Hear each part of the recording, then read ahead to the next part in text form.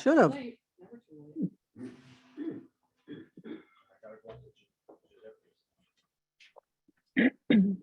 Where's that? Oh, way up there. It's worth it. Okay, so you're live, Rika, if you want to speak in, I'm live. the webinar is live. Okay. Can we have the meeting? Can you guys hear? Maddie is. Yes. checking, But she, And can you, I'm sorry. Maddie's logging in from her phone. Okay.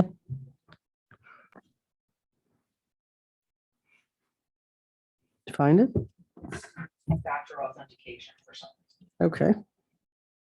I can try as well.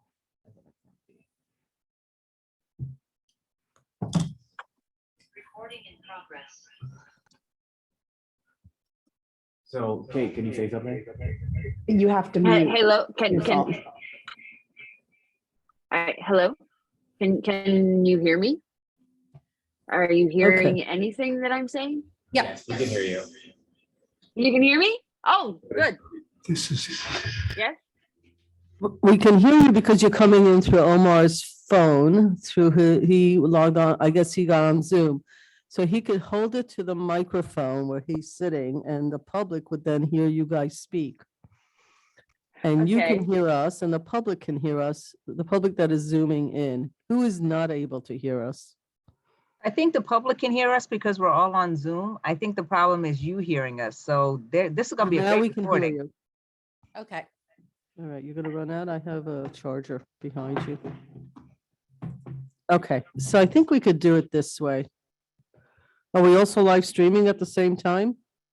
Okay. All right, so I think we can work like this. Sure. It's a little bit of a delay, so we can't talk over each other. We've got to keep things concise, short, to the point. All right, there's a little delay. Okay. All right. So for those joining in, and Jamie, you'll let me know who's on in a little while once you figure it out. Okay, it is 5 minutes of 8 on Wednesday. We're starting a little bit later than usual because February 22nd, sorry. We're starting, we had some technical difficulty. There's a little bit of feedback, but we have a long agenda, so we're going to keep this rolling for those of you that are joining late. We're going to start with the pledge and then we're going to go into our meeting. I pledge allegiance to the flag of the United States of America and to the republic for which it stands, one nation, under God, indivisible, with liberty and justice for all. Okay. Yeah. Yeah, I got it. Okay, so the other piece that I just want to say, and I just want to make sure I don't make mistakes here because it's too important. So earlier today and actually yesterday, a very long time and beloved employee, Cheryl Timmons, who's been with the town assessor's office for over 35 years, unexpectedly passed away. It's a very sad moment for everybody in this building, people that have worked with her for more than 3.5 decades. And it's a very sad moment, I think, for many in our community. And I just want to take one moment of silence here just to reflect a bit, and then we will continue with the meeting.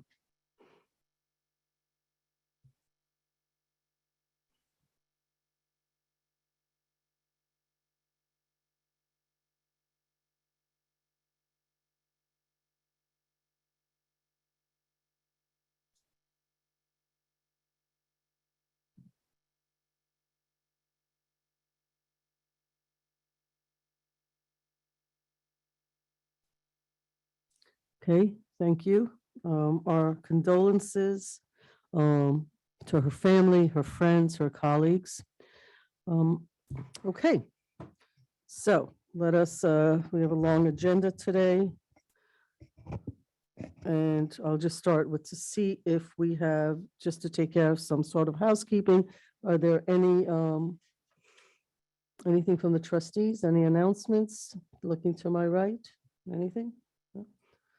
Any announcements for any of the folks? Okay, I don't have anything major except to be on the lookout. There's just Lots of events still going on for Black History Month. It's all in the mayor's message and it's on the web blast. It's all over the place. I think Women's History Month starts next month. So it's a good thing, you know, you take moments out of our days to just sort of take time and focus on different parts of our history. And I appreciate it. So let us get moving with the meeting. Okay, thank you. Apologies for the technical difficulties, but we'll make the best of it. First on our work session agenda, we will be discussing the Crescent Manor pilot. So the Crescent Manor project is an all affordable senior housing project on Croton Avenue.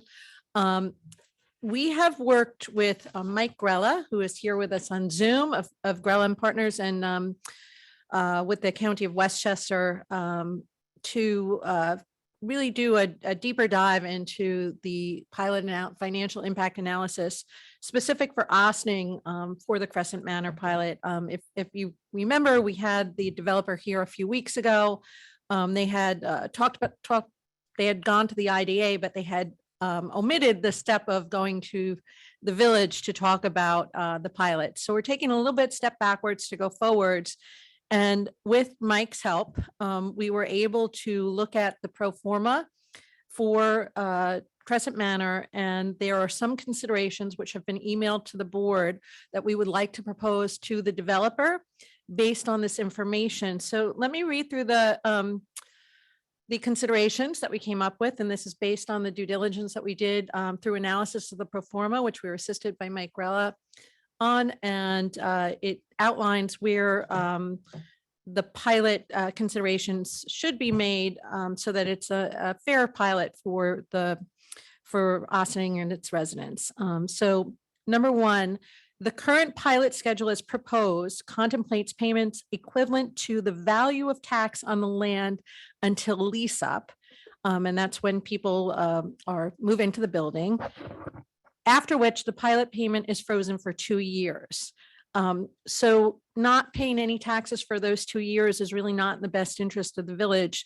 As a condition of the pilot, the village requires payments equivalent to the current real estate tax on the land until such time as a certificate of occupancy is granted, and then the building can lease up, and an increment to be added annually starting in year 2 of the pilot. The current pilot proposal states that would start in year 3. So we would want that annual increase to start in year 2, and to maintain the existing tax base that supports municipal services and schools that the project will benefit from over the term of the pilot agreement. The second consideration is the increment listed is currently listed at 2% a year. So that would be what the pilot is proposed to now increase annually. And we would request that as a condition of the pilot, the village requires no less than 3% annual increment commencing the year 2 of the pilot, currently presumed to be 2027, to match the annual rent increases. And thirdly, once the pilot begins in earnest, pilot year 1 presumably would be 2026. The village will require payment of $1,000. This is the current pilot per residential unit. In addition to a $5,000 lump sum for the residential space, for the commercial space to be paid to municipal entities.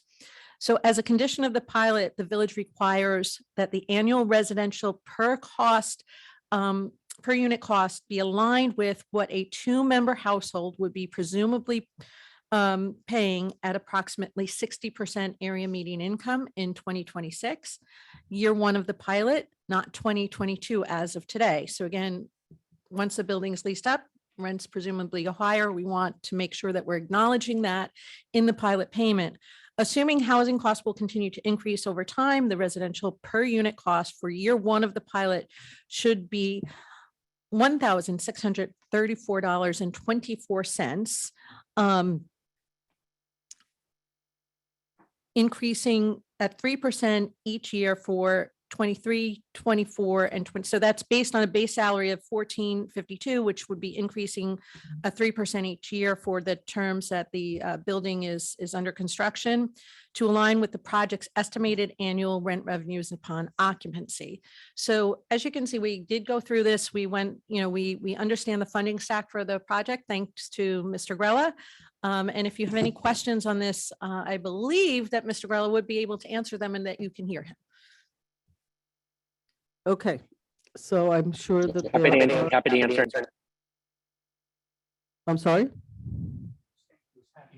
Oh, thank you. So just a little bit more framing. This came to us a few weeks ago. This is construction that's gone up and is being looked at, supported by an IDA at the county. So there are a lot of moving pieces. We went back to the economists. The board did not feel at the time that this was presented, that this was as good of a deal as our community deserves and should get economically. So that's why there's been comparisons to what the original was to what we are recommending now, or what the staff is recommending with the economists to look at for the board to think about. And now we'll have some board discussions. It's a work session to look at what folks would like to ask, get more information about, et cetera, et cetera. So I'm going to go to my left this time. Mr. Fritchie, anything? Okay. Manny, anything? Thank you, Mayor. So I have several questions on this one. And I'm going to go back a little bit on previous pilots that we have, that I have been part of it at least.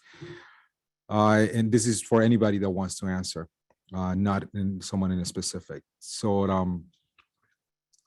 one of the things that we have done in the past when a project like this has come in, we usually go to the assessor's office and we get an assessed value of the property. I'm just talking about not, please, just wait until I'm done. So usually there's a process internally before we establish anything else. This case, we did something a little bit different. We went straight to sort of the IDA itself, which is a process the staff felt that it was more appropriate at this point. So, Well, I just want to caveat, we did get the information from the assessor's office. So that was considered in this. That was information that was provided to Mr. Grella. So what they did was taking that information was really, they looked at the pro forma more specifically from the developer. okay, thank you. So based on that information that it was done, see, for me, it would have been helpful instead of me trying to figure out what it was here and what it was obviously proposed from the original ask. I'm going to call it 33 years, more or less, of the pilot instead of 30 years. And more like a comparison to what the residential current purpose is, the $74,000, and then the pilot portion is $79,000. So on year one, just for example, so help me understand this a little bit better. What it was proposed, let's talk about year three, because that's when he has the 3%. So year three, he was asking for $80,000 more or less for, correct. So if I was to look at the numbers that are proposed here based on the 60%, because he was comparing, I believe, 50% and the 3%, what is the number that I've been looking at instead of $80,000? Can I try to just, I'm like looking at a spreadsheet in my mind, trying to imagine Wow. what you're saying. So in year three, for example, you're saying between the commercial component, which would be $5,000-ish, and the $74,000-ish component, that is $1,000 per, I'm so sorry. So you would do, year three, it's the 1452 number, correct? Or I'm sorry, the 16, the first year of the pilot. Let's, yeah. So if you take, so rather than your 1634.34 times 74 units, correct? So you're looking at more like $120,000 or $121,000 if I'm doing my math correctly, plus the $5,000. So, But you're saying what you would have liked to have seen is the table of the 33 years as proposed by the developer and under our new proposal to contrast So the now, two. We can so do now, that. now we can Yeah, actually yeah. see that, sure, because Yeah. right now I'm looking at this. And again, the variables here is only the 50% IMI, the 60% IMI that was considered, all these numbers that were here. So for me, and I can only speak for myself, that'll be helpful because then the public also understand what it was compared. Yeah, sure. we can put that together. Okay. So that's, and it's helpful to understand that the assessors was part of this whole analysis, which was one of the concerns that I had. The other piece on this is obviously, as part of recommendations that the email that it was sent out to us, it was pretty much, are we okay with this? And that was a question to ask to the board. So this piece was for 30, call it 30 years, sure. In reality, it's a little bit more than that. So 30-year pilot program. See, if I was to consider a pilot, it will not be definitely for 30 years. For this pilot, it's I- mandatory again- for this one. I'm just saying, this Okay, it project can doesn't, be- it there's can not be an option however for you- it. Okay, then that's fine. And then my answer to that will be the next time we meet, and I know exactly what that answer is gonna be. So for this exercise, this was considered for a 30-year pilot as it was asked by the developer. The funding for this particular project based on the HFA funding, that funding source requires a 30-year pilot for this particular financing for the subsidy of an all affordable And can I ask? senior program. That's fine. Can I ask for you to send me that information where it says it has to be a 30-year pilot? That's the information we got from the developer on the HFA. I have no reason to doubt that's true. We can check with the HFA. That's fine. I would like for you guys to send me a document that actually says that. No problem. Thank you. That's all the questions I have for now. Okay. Sorry. So I think that a couple of things that I just want to understand, just again, to frame it for those that are coming midpoint or, we should be really starting from the beginning. This is all affordable senior housing. Ossining doesn't have an IDA, so one of the things I learned on this, no two things are ever exactly the same, and the economy is never the same as much as we think it is. It changes. So sometimes you want developers to come in and do lots of stuff, and sometimes you don't want them to come in and do lots of stuff. And if they're market rate, you might say, I don't want to do pilots. You make enough money, that's your gig. Other times it's affordable and you think that's what's the right thing. But to do that, then because it's affordable and there are parameters, the developer says, look, I can't make real money on this and I put a lot of expenses into it. So, I'm going to need help from government. So in this particular one of the things I learned is there are a number of government entities in Ossining, along with a few municipalities, not the majority, but a few don't have their own IDA. We're small, we're this, we're that. So the county has an IDA and the developer went to the IDA. He skipped a couple of steps, which was inappropriate. Do you take the skipping of a couple of steps and say, well, you didn't do this the right way, so the heck with you. We're not interested in you. Or you say you skipped a couple steps. You should have known better. The county did see it. The county came in and said, we didn't realize that. Let us make a few adjustments. Let us help you.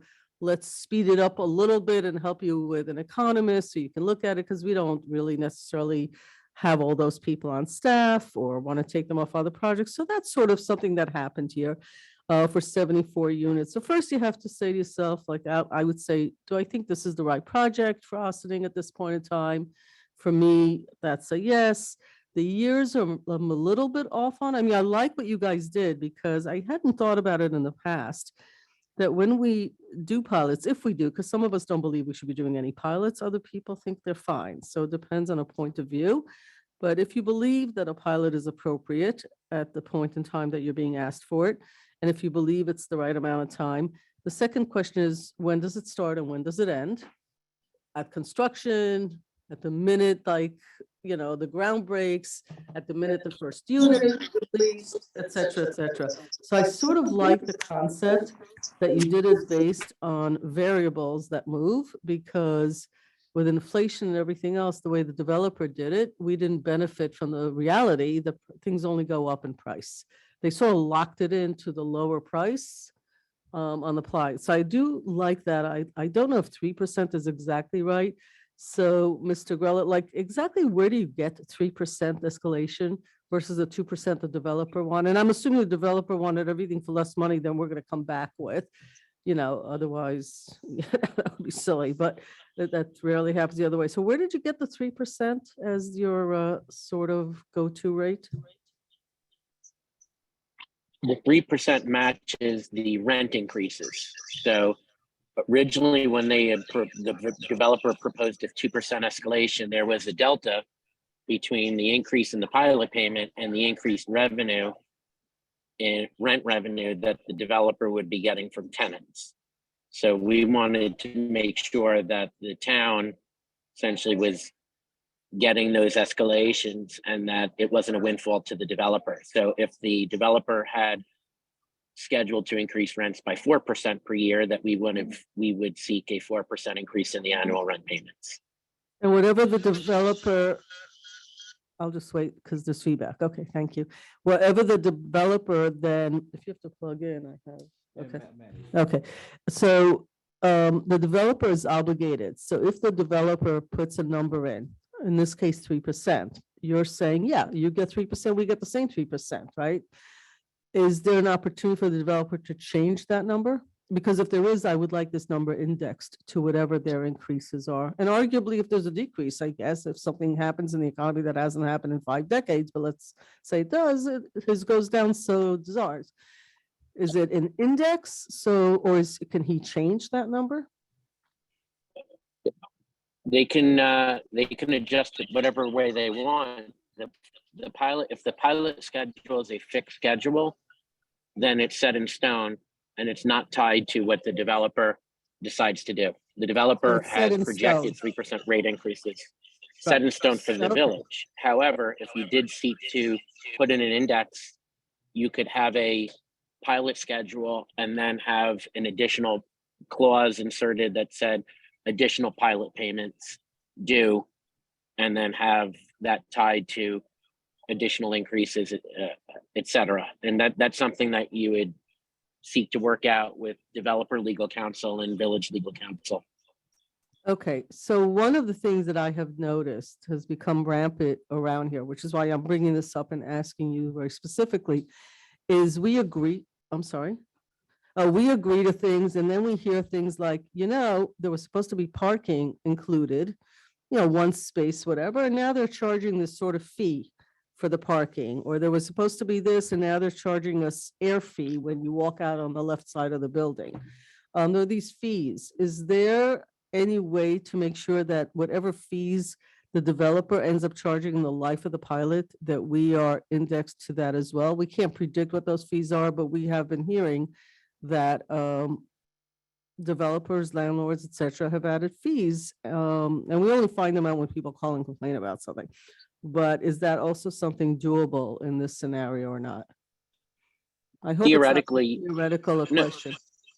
It's something that you would negotiate directly through the village and the developer, or you could work with the IDA at the county level and ask them to execute an agreement that has additional payments that are tied to any material changes. You could certainly also have conditions that impose penalties or additional payments for what's considered a material breach of the terms of the contract. So if they build more units than they said they were going to build, or they fell short, or they changed the percentage AMI, et cetera. What's very important is there is a compliance mechanism. Now the county has their own auditing and compliance authority. It's relatively new. That's something you may want to speak to them, because you would be essentially piggybacking off of the audit and compliance that the county IDA conducts, or you may want to have or enter an agreement. My recommendation would be that as a condition precedent to the execution. Can you all mute? Yeah, on your side. Thank you. So I'm I know still you're hearing hearing feedback. a feedback. It's because Yeah. we're using like this sort of handheld cell phone near a microphone. She's doing her best to sort of maneuver it in the Oh, right I see. place. Okay, no worries. I think Okay, I'll try to Just work to through it. explain what's happening on this. Oh, no, no, that's fine. That's fine. I'll work through it. So Okay, ideally, you would have a separate agreement between the village and the developer that would have benchmarks and performance metrics that they have to meet, and that they would pay for the out-of-pocket costs related to a third-party CPA or auditor coming in to ensure that the or a legal law firm that comes in, consultant, et cetera, to ensure compliance with the agreement. So each year they report, this is how much we got in rent revenue, this is what our expenses were, this is how much we charged, et cetera. So you would insist that they have audited certified financial statements and that you would have the ability to inspect them and ensure compliance, and that they materially complied with the terms of the pilot agreement and any separate agreement that the village enters into. If they fall short of that, again, they would be in breach of the agreement and or additional payments would be due. And the cost of those outside services, in many cases, you have the beneficiary of the pilot, in this case, the developer, the owner of the project, they would reimburse you for those costs. okay, so that was super helpful. And lastly, and this is a minor note, not to you, Mr. Greller, but staff, is there any like superintendent office out of these 74 units? I can't remember. Okay, and how is that charged? Because to me, that's another person paying rent, because part of the person's salary is the rent. I know it's only one unit, but out of 74, how do we calculate on that one unit? Is it the same formula as if they're paying rent like everybody else, but they're not paying rent? So how do we calculate for that one unit? Do we know?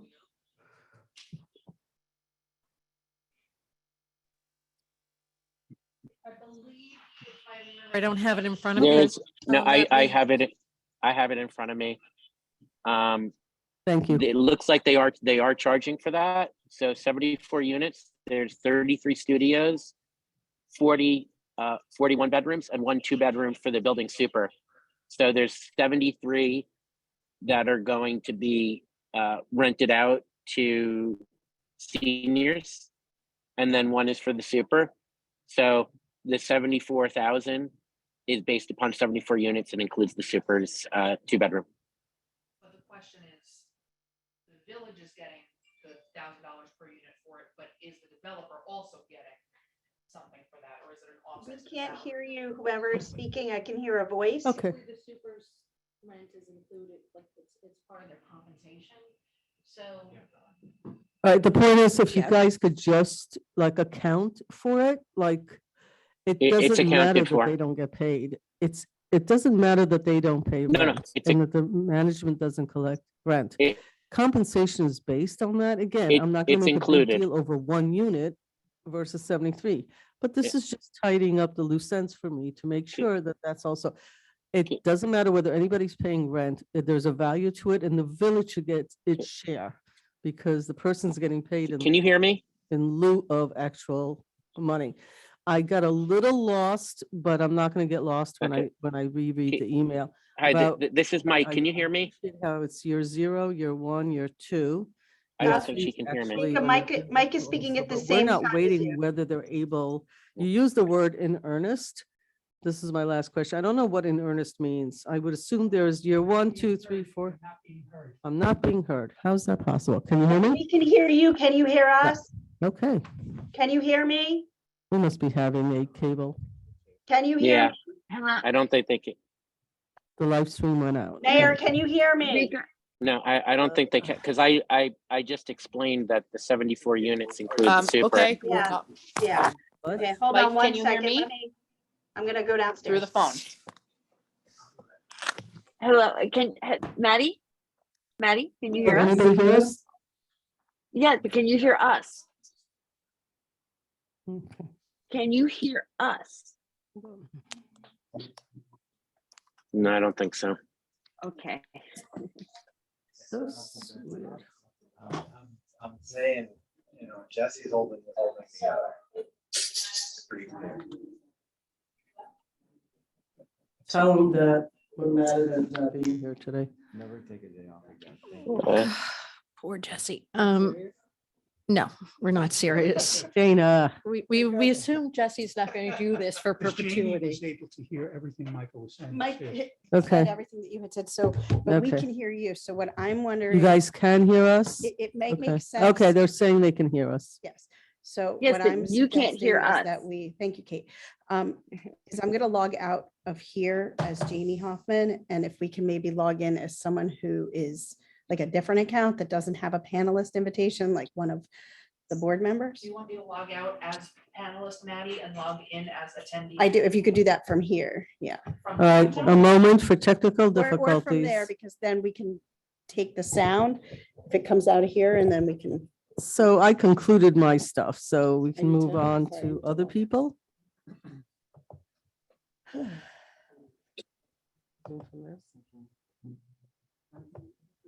mean, Takes these are some- presentations, so it's them talking to us.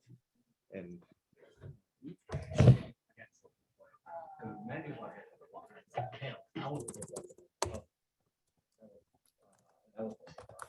It needs to be logged in as public, that's what she's doing right She's now. gonna do that now. If this doesn't work, we're going home. Okay. We're gonna zoom in from home because we all live, not all, but many of us here are this end and the ones on Zoom aren't that far from, well, they're home. We're 10 minutes from our houses. Do you happen to know the webinar? I'm in the office with my 3 daughters right now. 850, If I knew that we had those extra 25 minutes, I would have gotten home. 50, 86, 49, Uh-huh. 87, 75. My daughters are falling asleep. Oh, I'm impressed. They're laughing with us. They're not laughing at I'm us. more impressed with Omar right now. Joining with audience? Why? Because he looked up the ID? Oh, well, it won't matter if you're muted, so if you can take that volume over here and unmute, just click on the second. oh, are they home for a break this week? Yeah, it's Yeah. winter break in Atlanta. Kate, can you speak? Can I see? I Hey! All right, that sounds good. Ooh. oh, can you hear us? Yep. I heard myself echo. Yeah, we can hear you well. Yeah. Wonderful. Yeah. I think Mike, you might want to repeat what you were saying Yeah. before. Yeah. the, Okay, we'll start again. We're good? All right, Mike, Yeah, yeah. sorry. I think we're good now. Oh, no worries. So I was just saying that out of the 74 units and the $74,000, that does include the superintendent's unit. So they are paying for the superintendent. Okay, because it's a market value. All right, so those were my questions, very much appreciated. And I'm sure these things can be done very quickly and sent back to us. We hope. Folks on my right? Yeah. Any questions? I have a quick question for Karen. Karen, the economic impact analysis that the Economist did, do you have a copy of that? I don't have one in front of me, but we can pull one up. Yeah, well, what I would say is it may be helpful to share that if you go to, let me just get you the Which page document number. are we talking about? The one that Camoin and Associates did, it's called Report Impact Analysis 136, 140 Croton Avenue LLC. Okay, this would be in the attachments, Jamie, not what I sent you. Okay, On the Yeah. agenda. So, hold on just a so moment. what, if you go to, you don't have to go to it now, but maybe just mark it down on pages 17, on page 17 of 20, it actually has 5 or 6 different tables that includes what the village, it's got the village and school taxes separately stated under Yep. different scenarios. So that includes if the project remained vacant land and wasn't developed, and if the project was developed and operated without a pilot, what those increments would be. So what is the foregone revenue and what is the incremental revenue? So you can actually look at the project from different perspectives of and lenses of here's the additional, you really, can look at it as glass full or glass half empty, that if the project occurred but didn't have a pilot, the developer would be paying, let's see, what's the number? $10 million, $11 million over 30 years in additional school taxes.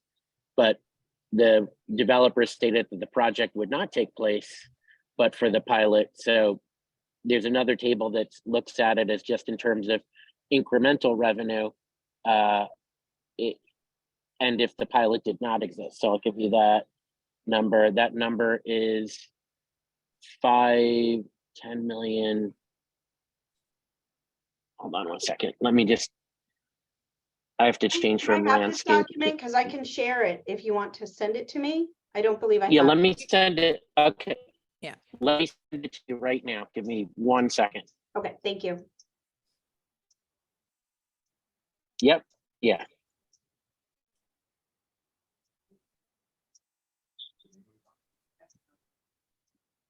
I'm trying to pull it up too. Okay, bear with me here. a second. This is from 2 sessions ago. Oh, it's from 2 sessions ago, Rika? Yeah, Oh, 2. okay, give me just a moment. Yeah, I have the application. Okay, Okay. It's sent. So you should have it hopefully in the next, hold on. okay, Yep, you should have it in the next 30. We'll see how good the well, latency and broadband services from Atlanta to Westchester. is it the? It the literally one should that- take less than a is it a the- second. Is it the luxury and sustainable affordable senior housing, that document? It was part of the agenda from 2 work sessions Yeah. ago. Yeah, no, I have the. Yeah. I have the It's one called up- economic and fiscal impact is what it's called. So I just sent it. You should be, if you refresh, you should get it in the next minute. Yeah.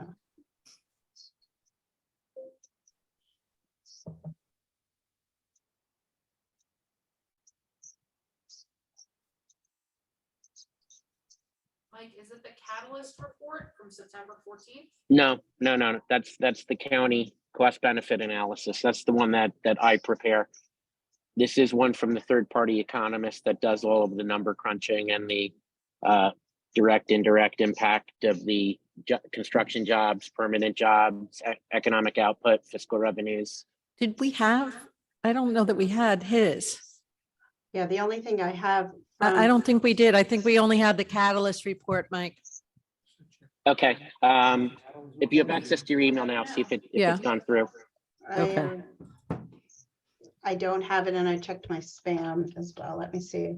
Mike, you sent it to me. I'll forward it to you. Okay. Yeah, I sent it to both you, Karen and Maddie. Ah, that's not me. Okay.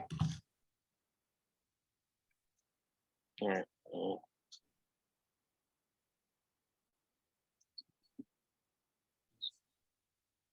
Okay, well, just, I got it. you got it? Okay, perfect. So over the 30 years, and this Can you is, forward it to me and I'll bring it up on the screen? I did already. Yeah, you have it. I do? Yeah, you should. Okay, it just came in. okay, perfect. All right.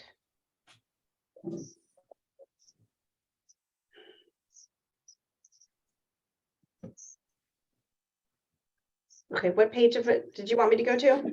Page 17. Yeah, you know what, start with page 14. Because that'll show you what the revenue comparison. Page 14 in the document or page 14? There you go, right there. Yep, Okay, you just passed it, I think. this one? Or is it this one? No, it should be page 14 of the PDF, not, Got it. That's why I asked. there you go.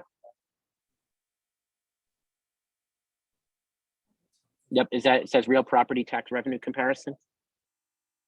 Yeah, I would make it, yeah, just Huge. make it very large and we'll scroll. You'll scroll. Okay. Otherwise we can't see it.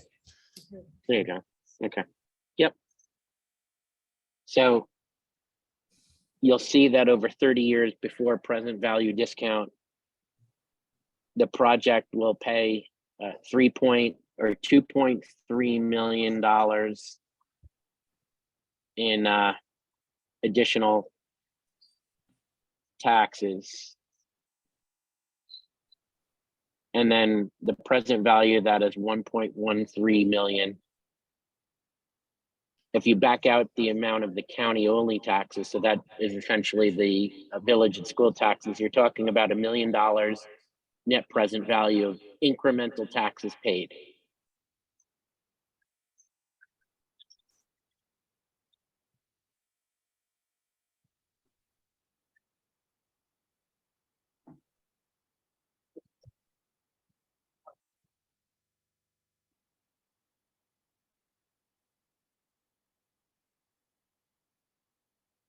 Okay,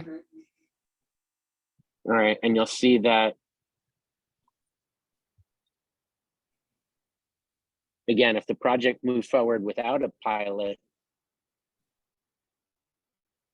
you're talking about $14.5 million of benefit net present value to 6.6. But yeah, I don't like using that number because typically the developer cannot move forward without a pilot or an agreement. So the more important number to use is to look at the incremental taxes that the project is going to generate. And then if you go to page 17, and then you just have to rotate that clockwise.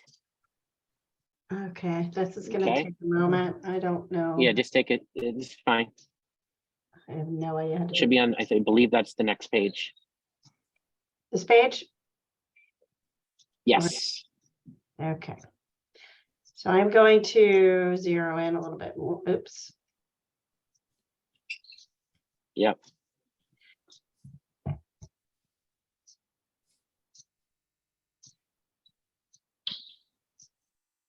okay, so can you talk us through it? It's hard to see the numbers anyway. Yeah, hold on 1 second.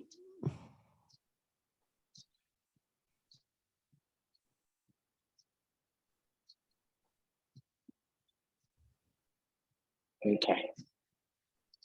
So there's several schedules here. So the first is the requested schedule. And then the second, as you can see, the full taxes with no pilot.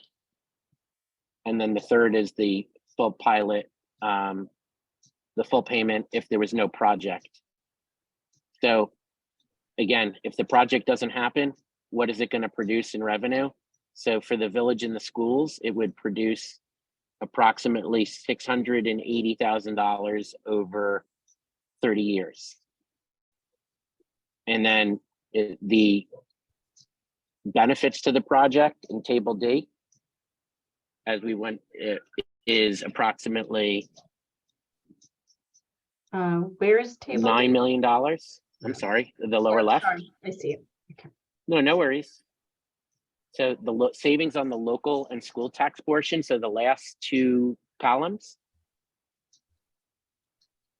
that's about 3.75 million and 9 million. So that's about $12.8 million, and the net present value is about 5. And the reason is with the recent inflation increases, the IDA spoke with our economist, and we adjusted the discount rate from what was historically a 3% discount rate to a 5% discount rate.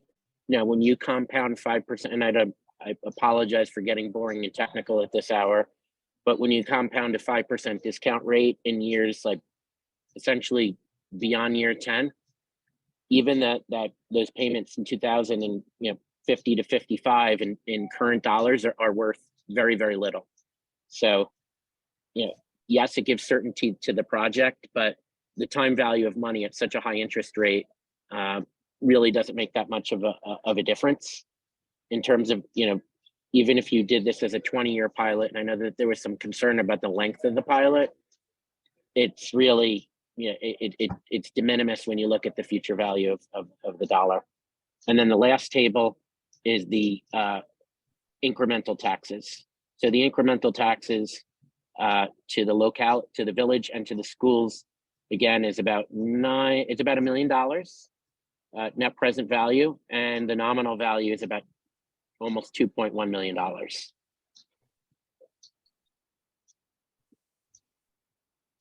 Now, mind you, this is based on the previous schedule. So if you need it to be rerun with these new adjustments, we will do that. Or I will ask Camoin to rerun the adjustments.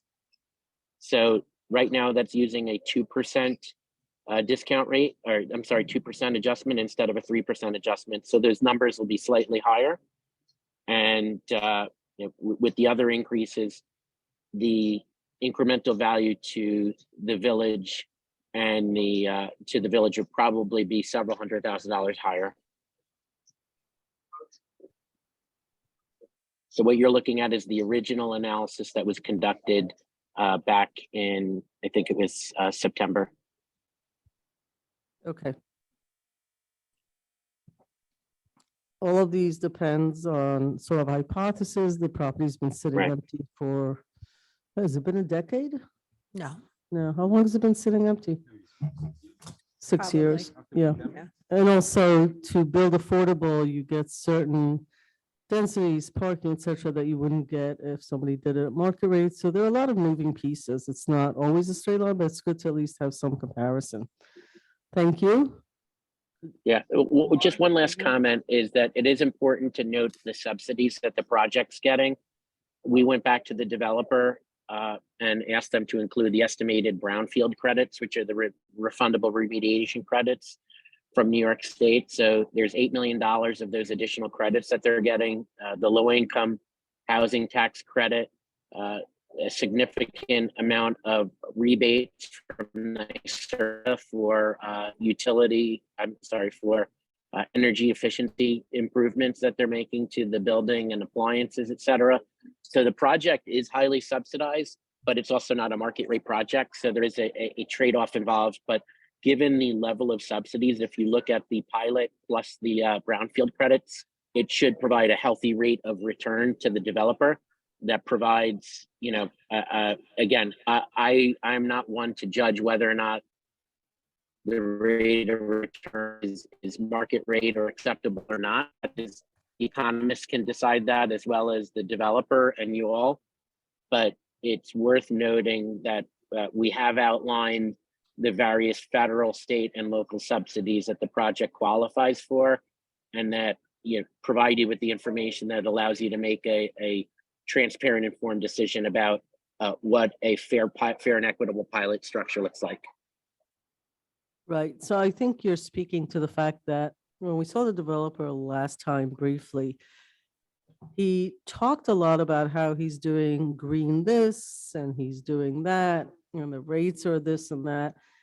What he didn't say clearly is that he actually gets a lot of that from the government. It's not actually, a lot of it is subsidized by the government, and rebates and everything you just described. So I think the public here is one thing, and both sides of the story. I mean, I guess for me, the question is whether this is a fair game for both the developer and for our taxpayers, and whether we would be better off, A, doing nothing with it and letting the market play itself out, however that plays itself out, or get somebody in there that we think is a good developer, that the developer gets his share or her share or whatever, and that the taxpayers get theirs.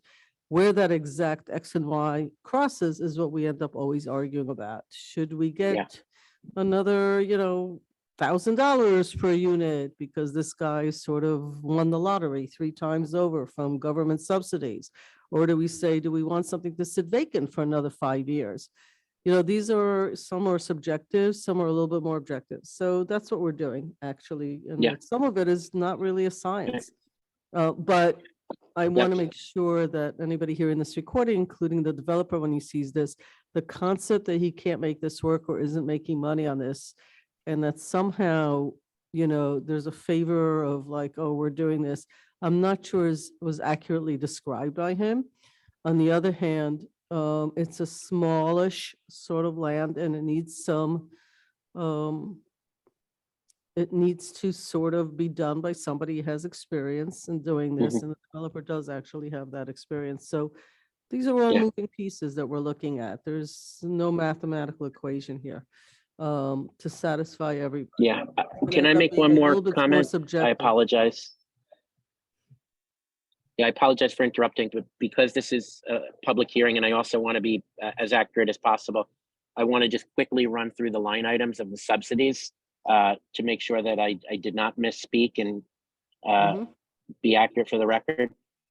The total amount of subsidies for the project comes out to approximate a little bit over about $25.8 million, which is $17.3 million of federal low-income housing credits, $370,000 of energy credits, $7.1 million of brownfield credits, $407,000 of CEI funds.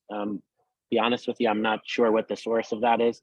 And then ARPA, which is the Federal Recovery Act funds, which are not directly given to the developer, but ARPA funds are given to a municipality and can be used for public infrastructure.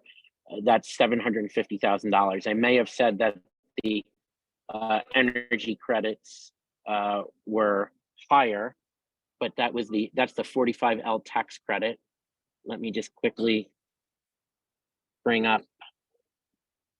Okay, hold on. Okay, yeah, there is the new construction housing program from NYSERDA that they're participating in, which I don't see a number associated with. But Karen, I will, you've got that under the sources and uses tab in the Crescent Manor pro forma.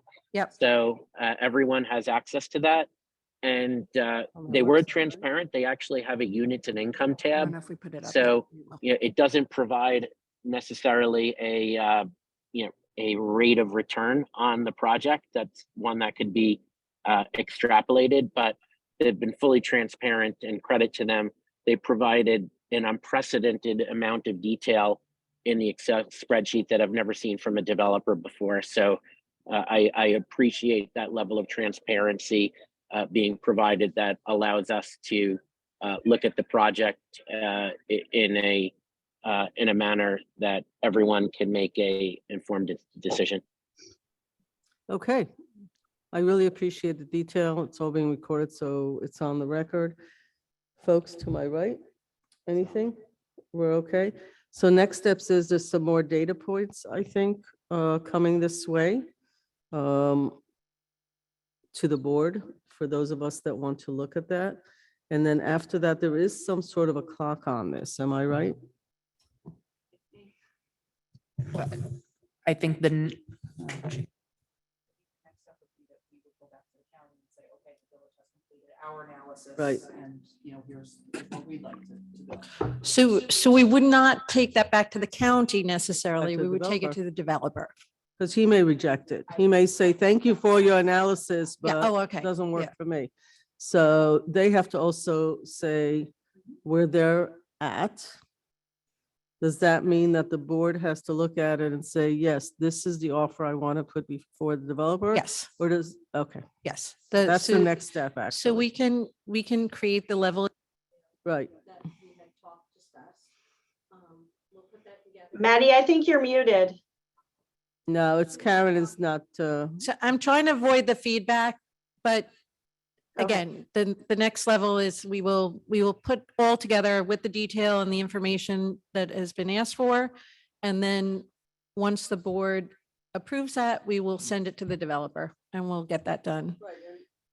and to be clear, the I'm sorry, developer Maddie. can say yes, no, maybe yes on some, no on others. And the clock will keep running, but there is a timeline when he won't be able to get the, he has to meet certain timelines as well. Right. Okay, I think we're ready to move on. Oh, sorry, Yes, may I sir. ask? Oh, you have Mayor? more? Yeah, I All right, just, thank you. Thank you. Thank you, Mike. thank you, sir. And actually, I'm very happy that you actually were here, and I want to thank you for every time we talked about pilots, I learned more stuff. And at some point in time, I will reach out to you just to give me a 101, so to speak, more into pilots and what does that look like in the future. Because it seems like a lot of stuff may be happening, hopefully not too soon. But anyway, the question for staff, I guess, is when we get this additional information that we had asked, and I know that when the applicant was here last time, I had asked him that is obviously he can choose not to go back into the other taxation entities itself as the town, the school, or the library. He can choose to go there or not to go there. But I think for me, is essential as a taxpayer and as a fellow board members that we have, at least I believe, we have the responsibility for them to be aware of what this board is talking about, and then maybe making a decision of a 30-year, less, more, less. I hope it's less if at some point that works. But I think it's a responsibility to share this information with the rest of the board members throughout their auctioning itself. So I think it's essential for them to know this. So either you send them or you can send me that and I'll send it and share it to the board members itself so they can be aware. And as they know, they pretty much nothing they can do because this board is the ultimate body that makes those decisions in regards to pilots. It's just more like an information for that. So that's my ask. Okay. So now we have next on the agenda. Okay, so next we have our presentations from our land use boards. And our first presentation, I want to introduce Chair of the Planning Board and Board of Architectural Review, Seth Roy. Thank you, Seth, for your patience. If I could just make one sort of framing comment here. We have the 4 boards. We don't always have this many at the same time, so we appreciate your patience, folks. But we have 4 land use boards, and the public should know that they don't really all meet together and work as one group. Actually, that would defeat some of the purposes of each of them making their own decisions. So we also thought it would be helpful that the chairs actually sort of hear each other in this meeting if they wanted to, because they're part of the meeting. So we appreciate all of you being here together. But for the board, it's always very helpful as we go through. Developers come in front of each board, depending on what their needs are, depending on what they're looking for, depending on the project. Some of these things can take a year, some a couple of months. There's an entire process in this village so that, let's be honest, everybody wants to build. We rarely get somebody that says, you know, I've got like land, I could build a lot, but I'm not going to. So thanks for hearing me out. It's always about more, expand, grow more, at least for the past who knows how many decades. So these are the folks, all of whom are volunteers. They're members of this community. They live in this community. Whatever happens, happens to them like they happen to everybody else. Many of them take courses to be on top of whatever the latest legislation. They work with attorneys, the staff consultants, in order to come to whatever conclusion they do to hear the public. So we thank all of you, but they really don't meet as a group. But tonight they're here together so that we get like sort of a fuller story and they hear each other. So I appreciate all of you folks being here tonight. So I guess we're starting. Very good. All right, thank you, Mayor. So I'll just give you, I know, just a really brief overview of kind of who we are as a board right now, just in terms of our composition. I'll speak briefly, very briefly, just about some common issues that we see in project types and issues that have come before our board over the last year or so. And then I have a couple thoughts, or just really just give you some feedback on process and things that have been happening in our board internally. So first of all, our board we have a 7-member board with 2 alternates. I should start off by saying we are really 2 boards. We have the planning board. We're also the board of architectural review. So it's really 2 different jobs that are in our court, and we deal with them separately and together depending.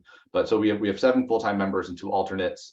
We're full. It's a pretty new board, so I think we actually only have 1 member right now who's in his 2nd term. We're allowed to serve 2 consecutive terms. So it's a good group. Our board tends to be it's made up of professionals and community members are mostly in the kind of built environment or built environment adjacent professions. So we have a range of expertise, but kind of focused, folks who kind of know kind of about how buildings are made, how real estate industry, development industry, architecture. I'm an architect, housing, environmental consulting. So it's a nice group of people and a lot of different angles that are kind of led to the projects that we review. And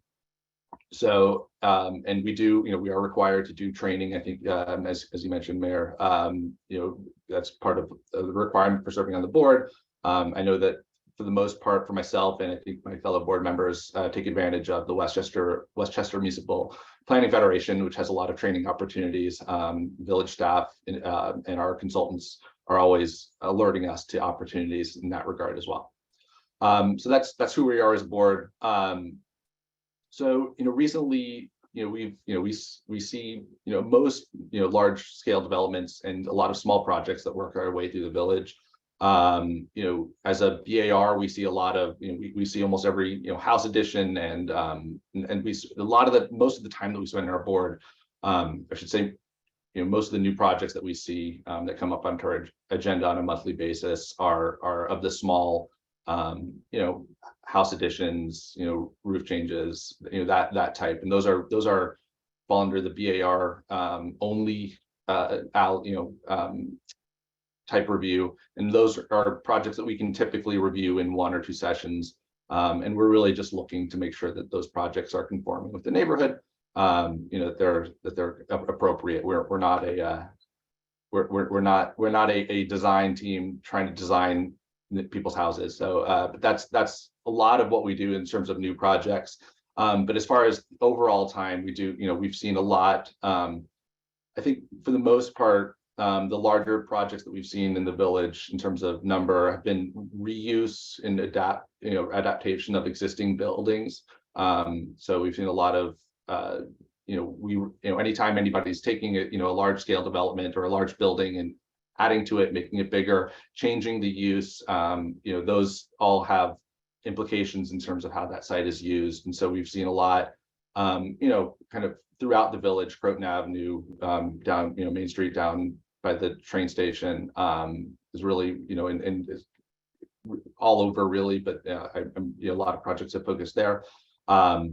And those types of projects, whether it's an existing building, have largely fallen into what's referred to as Type 2 in the State Environmental Quality Review Act, or SEQRA, which means that those are kind of non-impactful as far as the environmental quality review is concerned. So it's a more straightforward review. Those projects we look at the site plan, we look at the projected use, parking comes up, and I'll talk about that in a second. And those projects can sit in our court for 4 to 6 months, typically, those kind of medium scale projects. And then every year we've had 1 or 2 larger scale, really new developments, which have, while there are fewer of them, really take up a lot of our time. For the most part, the planning board is for most of the projects that we've looked at. I think for all of the major projects that I've looked at during my 2 years as chair, the planning board has been the lead agency, which means that we kind of shepherd these larger unlisted actions through the development in the land use board process. We refer out to our colleagues on the zoning board and on the environmental board and on the historic preservation board where applicable, and as well as we refer projects out to you guys, the board of trustees, when it's appropriate and required by the code. So and then final kind of determinations come back to us for site plan and SEQRA determinations. So that's where we spend a lot of our time. One kind of two highlights, and I know I'm kind of going, I would like to wrap up on time. I don't want to take too much time here. Form-based overlay, which is a new, which was newly added to the zoning code a couple of years ago. So I think we are in our second year of review. We've seen, I think a couple of projects there, mostly in the Croton Avenue zone. It's been, I think, I wish we've seen more of them. We've seen a handful. I just wanted to point out that I think that that's been a really positive change to the zoning code. It's kind of allowed for, it's kind of limited the amount of bulk variance requests that developers need to make.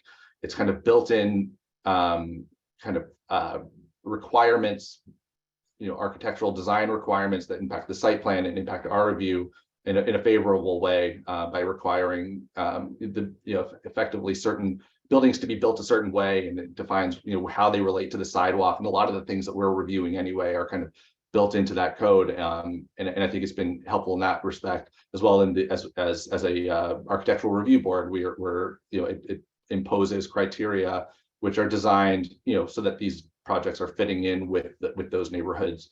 So I wanted just to take a moment to point out that that's been I think a really positive change, and I'll be happy to see how projects in the future that are applied for under that overlay zone, overlay districts come out.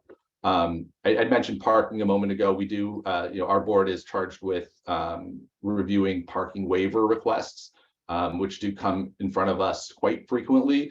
And which makes sense, right? Because we've got, we're an older village. We've got a lot of buildings that, have been there for over 100 years, and they've got stores and, hair salons and, restaurants, and they don't have parking lots. And yet the zoning code requires any, store such as, to have a certain number of parking spots. So, the village code is written in a way that allows for the planning board to grant waivers in certain instances. And it is a common and constant request that comes in front of our board. So that's what we're looking at. I just wanted to take, my last kind of thought or comment is on process. And I just wanted to point out that, and this may be COVID related, but we've had a long agenda over the last couple of years. And one of the things that we've noticed, and we dealt with it in our last meeting we addressed it head on, is just looking at the number of projects that come before us and wind up being adjourned for a long period of time. So that's something that we have some discretion as a board in terms of making sure that projects are staying on the agenda, or whether or not they need to renotice. So we are as a board and with staff paying really careful attention and tracking projects that sometimes take more than the typical 3 months between meetings to come back to us. And that's, I think, both to make sure that those projects are progressing when they're not in front of us, but also to make sure that neighbors and the community has these projects front of mind, right? So the project is noticed, and then several months go by and it's not actually being heard in front of our board. People may, we want to make sure that community members can speak to these projects and have their voices heard during that review process. And I point that out. That's always the case, but we do have a very lengthy adjournment list on our agenda. It's plain to see if you look at it. So it's just something that we've been looking at and dealing with recently. So that's where we are. That's kind of my thoughts, and I'm happy to answer questions. Thank you, much appreciated. And I appreciate all the explanation of what you're going through. Does anybody have questions?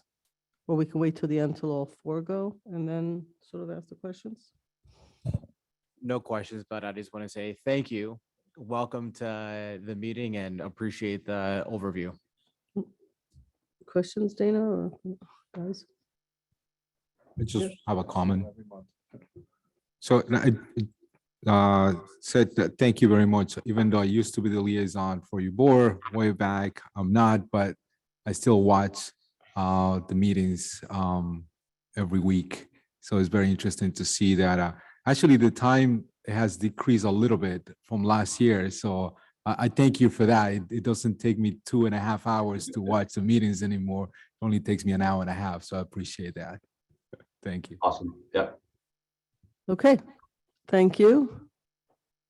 Karen? Thank you so much. Next up, we have our zoning board. And I'd like to introduce Chairwoman Marlene Cheatham. Good evening to everyone, to Mayor Levin and the board. I want to say thank you for the opportunity to speak on behalf of the entire zoning board and the zoning board members. I want to also piggyback on Seth. Thank you, Seth and Mayor Levin, for giving my entire presentation before I even start. So just as an update of our last meeting, I just want to note that we have had turnover of several members. Some have moved out of the village and some have even moved out of the state. This has resulted in our ability to reach out to the community and find new members. So with us now are Kyle Aberizik, Olga Montes, Michael Spall, and our newest alternative, Brian Granoff. It is funny to say that the longest members on the board are former trustees, Bob DeRio and myself. So, but we still have one open seat. So if there is anyone interested, we do need another alternate. And it would be great if you would send your resume into our village manager. As a note as to what's been going on over the past year, the board during our normal course of business had the opportunity to approve 25 applications. You don't have to put up the PowerPoint if you don't want to. We have met fairly consistently throughout the year, having to adjourn one meeting for health issues and a lack of a quorum. So that's why we need another alternate. And we have learned how, and over the course of that year, we have learned how to ask for information from the other land use boards to make decisions for complicated applications. So it has been a learning curve for a lot of our members, but it has been a great year. Simply put, the responsibilities of the zoning board are to provide interpretation of the village zoning code and to review applications submitted in essence, and to review applications submitted. In essence, that appeal and those that appeal to the determination of the building inspector. The most important part of what we do is to note that what we do not do is dictate or have jurisdiction, as we keep being told and alluded to on the street corners, over other land use boards. So I can't dictate to Kate or Seth. I'm sorry. We don't have anything to do with the planning board or any of the land use boards. And we keep getting yelled at for every planning board issue that comes up, and it's not us. So just to be sure, just note that we don't have anything to do with those boards. They are separate and apart from us. So our decisions are based upon the legal factors associated with either an area variance or a use variance. So note that they are part of the village law, that they are part of section 7-712 of the village zoning code, and section 27-48 and our New York State zoning laws. So it's very specific as to what we do. You can find that information definitely on the village website and in the New York State code. So I don't want to take up everybody's time. I know it's already 9 o'clock, so I'm going to kind of keep moving forward. There were some things that were asked, some things that we talk about a lot, and there are a lot of concerns. There's really nothing new to report from last year to this year. We keep getting the same type of issues that come before us. There are, however, some concerns that I think the land use boards that we need to discuss. And one of them Seth did allude to is those things that keep getting adjourned. Our decisions are not made or granted because of the needs or desires of a particular owner or tenant, or of a particular prospective owner or tenant. Decisions are made after review of a project, the information provided, and the law. In all cases, it is part of the zoning board job to ensure the property is safe, and we can and often will, with advice of our land use attorney and village staff, include safety measures. But as a board, we're a board of volunteers, and I'd love to hear, Rika say that we're all going to get paid, but I'm sure that's not going to happen. But we do enjoy what we do. it is important that in enjoying what we do, that we have the ability to make decisions based on what's brought before us. And some of the concerns that always come up is that we have multiple things that keep getting adjourned. And then the question is, the planning board really didn't have anything in writing that gave us the ability to take adjourned items off of the table and make them renotice. So we are working on that. And the bigger issue is a lot of the zoning board issues are also court cases that also get put on hold. So we had some questions about that as long as they're before us, then their court cases are kind of on hold as well. So that is a concern that we keep, because they're pending court cases that are never, brought to fruition because they're still before the boards. There's also applications that require additional information that the applicants kind of drag their feet, and I put it nicely, and providing the information, which then again puts them on that adjourn list. And that just holds up the process of us being able to move forward with some things. So looking at how we deal with those, and do we just vote on the information that's before us the way it is? Those are some of the questions that we've been looking at and working at. And lastly, well, one of the bigger issues, and this is something that I know we have discussed in the past, and I'm standing instead with the other two land use boards. There are some projects that are very small in nature. I know for the zoning board, it's a foot here and a quarter of a foot here and a millimeter there type of projects. And I know we have talked in the past about forming an administrative group that can just look at those smaller projects and with the village and the land use attorneys and make decisions based on the fact that they are minimal in scope, and to eliminate, and I'm going to stress this because it does take time for them to give us the information, to come to a meeting. They still have to notice and do what they need to do, but to be able to take a bunch of them and get them off the table also frees up some of that hour and a half, 2 hours of sitting in a meeting that can kind of give up doing that in 1 month at a separate meeting. I think helps to minimize our time with the bigger projects that really need to have our attention. But it gets hard to have our attention when you start a meeting at 7:30 and it's now 11 o'clock and you still have these big issues to go through. So that's me. But I want to say that administrative board would eliminate time holds for the applicants themselves, because we could actually group them and get them off the table a lot faster. It would increase time for the staff to address some of the larger, more complicated projects. And in saving time, it also saves money for the village. It helps in kind of bringing us together to do some things that frees up your staff to do other things that are more important. I could probably go on for another hour, but I won't. So in order to, turn this over, if there are any questions or concerns, I'm happy to not answer them, but let's go. Just want to note that Marlene, Linda's going to be coming with a policy in your next ZBA meeting about adjournments. Yes. Thank you, Marlene. Very much appreciate it. Appreciate your time. Good seeing you as always. And I'll start from my left. Any questions, comments? Okay, Manny. Thank you, Mayor. Thank you, Marlene.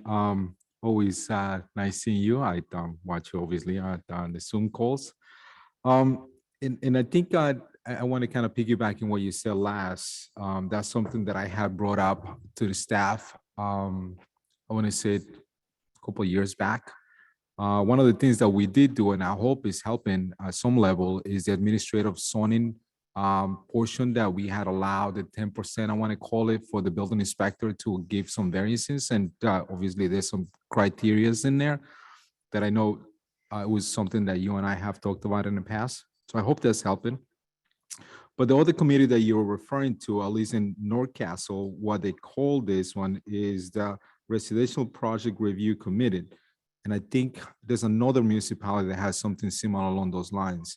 So at some point, I will ask the staff, Valerie, I'm gonna be asking you to look into some of that stuff, but I think it will be efficient for the boards to work together in some of the projects that I think they're essential, and kind of expedite some of the process as well. I think it would be helpful with some of the projects that I have seen on the planning, not much planning board, but more in the architectural board, and obviously on the zoning portion of it. I think will be a helpful process to kind of move or expedite some of the stuff that I think it could be helpful for residents.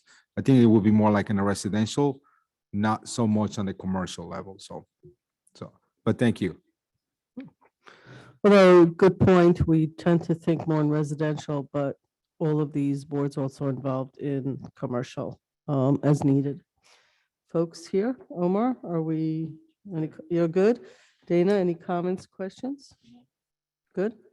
Well, we thank you for being here representing the committee for an annual sort of, but don't be a stranger, and I know you won't. If there are suggestions or recommendations for improvements, always happy to hear them beyond just once a year. And who do we have next? Thank you, Chairwoman Cheatham. Next, we have in person Dan Garbowitz from the Historic Preservation Council. Which is the best mic here? That's an excellent question. That's been disconnected. We'll see in a minute. Okay, let's try it. You're on.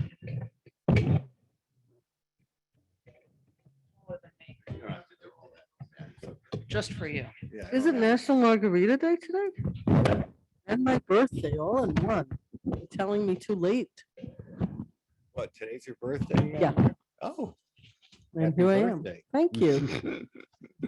Yeah, good evening. I'm Dan Garbowitz. I've served about a little over a year on the board. This is my first year as chair. As you know, we have 7 members plus 2 alternates. I just recently found out that unfortunately Phil Ferrando has left the board, so we're in need of 1 additional regular member. Okay, And we're still looking for 2 alternate members. okay. I'm very pleased, though, to say that we brought on board this year 2 new members, regular members, Mark Gazapol and Isaac Tejeda. They work for really renowned architectural firms in the city. I've known them both for a while, and very accomplished and very happy. Yeah, come sit here. Yeah. Well, okay, sit over there. I think that one was a problem before too. Yeah, hello. All right, so anyway, so we were able to fill, we had a full board until I heard of Phil's leaving the board. And any names anyone could put forward, I'm sure that Karen's looking into that, and I am as well. As you know, the board primarily is involved with the 2 historic districts in the village, the downtown Main Street and Sparta. I happen to also live in Sparta. And then we have certain listed buildings that we deal with. From my experience so far, most meetings are taken up with relatively mundane tasks, signs, awnings, roofs being rebuilt. Although, of course, you probably know we're now dealing with a fairly substantial project, the Opera House on Central Ave, which we're doing also with the BAR. Having said that, I think one thing we'd like to explore more detail this year is how we can better coordinate with BAR and make it easier for applicants who have to go before both HPC and BAR to streamline it as much as possible. One idea possibly that for historic projects, the BAR is the first board for an applicant to go through, and then we can get their feedback and use that feedback in our own evaluation. That's in discussion. A couple other things that we hope to accomplish this year, because the schedule may be relatively light as far as projects, is we have the Austining Architectural Guidelines. As you know, that was last introduced rather in 2011. And we have the Significant Sites and Structures report, which was produced in 2010. So we'd like to take this opportunity to update them if possible. And some housekeeping administrative tasks are, I think, underway with the MAD support and the village's staff's report. For instance, making the significant sites and structures index with page numbers just to make it easier for people to follow it. And also, I think to take our online HPC application form and link it instead to the architectural design guidelines pamphlet instead of trying to find it via the planning. So there's some small things. Also, as you can imagine, particularly the significant sites and structure guides is out of date, unfortunately, for example, because the Brandreth Pill Factory has got some wonderful pictures of it in the guide, but of course it's not there. So we think we could take an opportunity to update the reports if possible. I've also reached out to Peekskill. As you know, they have a historic preservation commission and a planning architectural review board. And I'd like to do the same with Terrytown and Mount Kisco and any other communities, just to get a better feel for how they deal with applications, what kind of issues they are confronted with, maybe develop some best practice procedure if possible. My contact with the Peekskill Planning Department was very positive, and we're trying to arrange a meeting with the chair of the HPC there as a way to get started. And I think that's the highlight of what we're trying to do this year. Thank you. I just want to make it clear that we don't want our volunteers to compete to do more and more work. It's perfectly legit to come in and say, I'm not all that busy. Thank you. We have people here that go, well, I'm hearing this person's doing so much, we should. No, really, it's okay. Well, Board of Ethics, I think, felt very guilty in their last presentation that they haven't been busy. It's a good thing when Board of Ethics aren't super busy. We're good with that. So, but I do appreciate you reaching beyond our border, so to speak. That's something I haven't heard, actually. Not that I've never heard before, but I kudos to you. It'd be very interesting to see what is, we live in an area beyond our borders that are, and we don't really have borders, but in the Hudson Valley that we might learn from our neighbors, which I look forward to hearing more from that. I'm just so I thank you and all of your group. If I could start on this side this time, Dana, do you have any questions or comments? Hi, nice to meet you. I don't Hi, think nice we've to meet really you, met. Dana. I was on the HPC myself for a while, as was Trustee Quezada, and he's your liaison, I think. But I appreciate the enthusiasm you're bringing. And one thing I've noticed, and one thing that interests me is I think we're increasingly going to see these large oil guzzling buildings, historic buildings going electric. Speaking from personal experience, between heat pumps and solar panels. And one thing I want to make sure that we don't make it harder for people to do that, or more expensive or slower. Now, to me, solar panels can be removed. I don't know if they permanently affect a building structure, but it's just incredibly expensive and also not very green. These old buildings run on old, messy technologies and, materials. So that's something that interests me, because I know that that's something I think is probably going to come up repeatedly with the buildings in the historic districts. And I think the Alabama Opera House being one of them, possibly, and also the big project on State Street. And So that's just something that I've noticed, but thank you. Thank you for serving. I appreciate it. Oh, you're welcome. Mhm. Thank you. Omar, Thank you. sir? Thank you. Oh, okay. And right, thank you, and thank you for being here tonight and coming in. It was very nice to meet you and see you. Appreciate all the work, and just to reiterate that they are looking for 3 people. The alternates are important because you want to have institutional knowledge. You want people prepared to step in, so you're not holding somebody up because we don't have enough for quorums, et cetera, et cetera. So, very much appreciated. Let's put a second plug in to see if there are folks interested in it. Okay. Thank you so much, Dan. Next, we have our Environmental Advisory Council, and I'd like to introduce Chairperson Kate Schlott. Hello, Kate. Hello, can you hear me? Yes, we can. We're excited to Okay. hear all that's happening. All right, so I'm Kate Schlott. I'm here on behalf of the Environmental Advisory Council. We are an advisory council focused on the improvement and preservation of environmental quality in the village of Ossining. We are a 7-member council. Right now, we have 6 seats that are currently filled. Continuing members include myself, Katie Alberti, Victor Vavadao, Sade Takuru.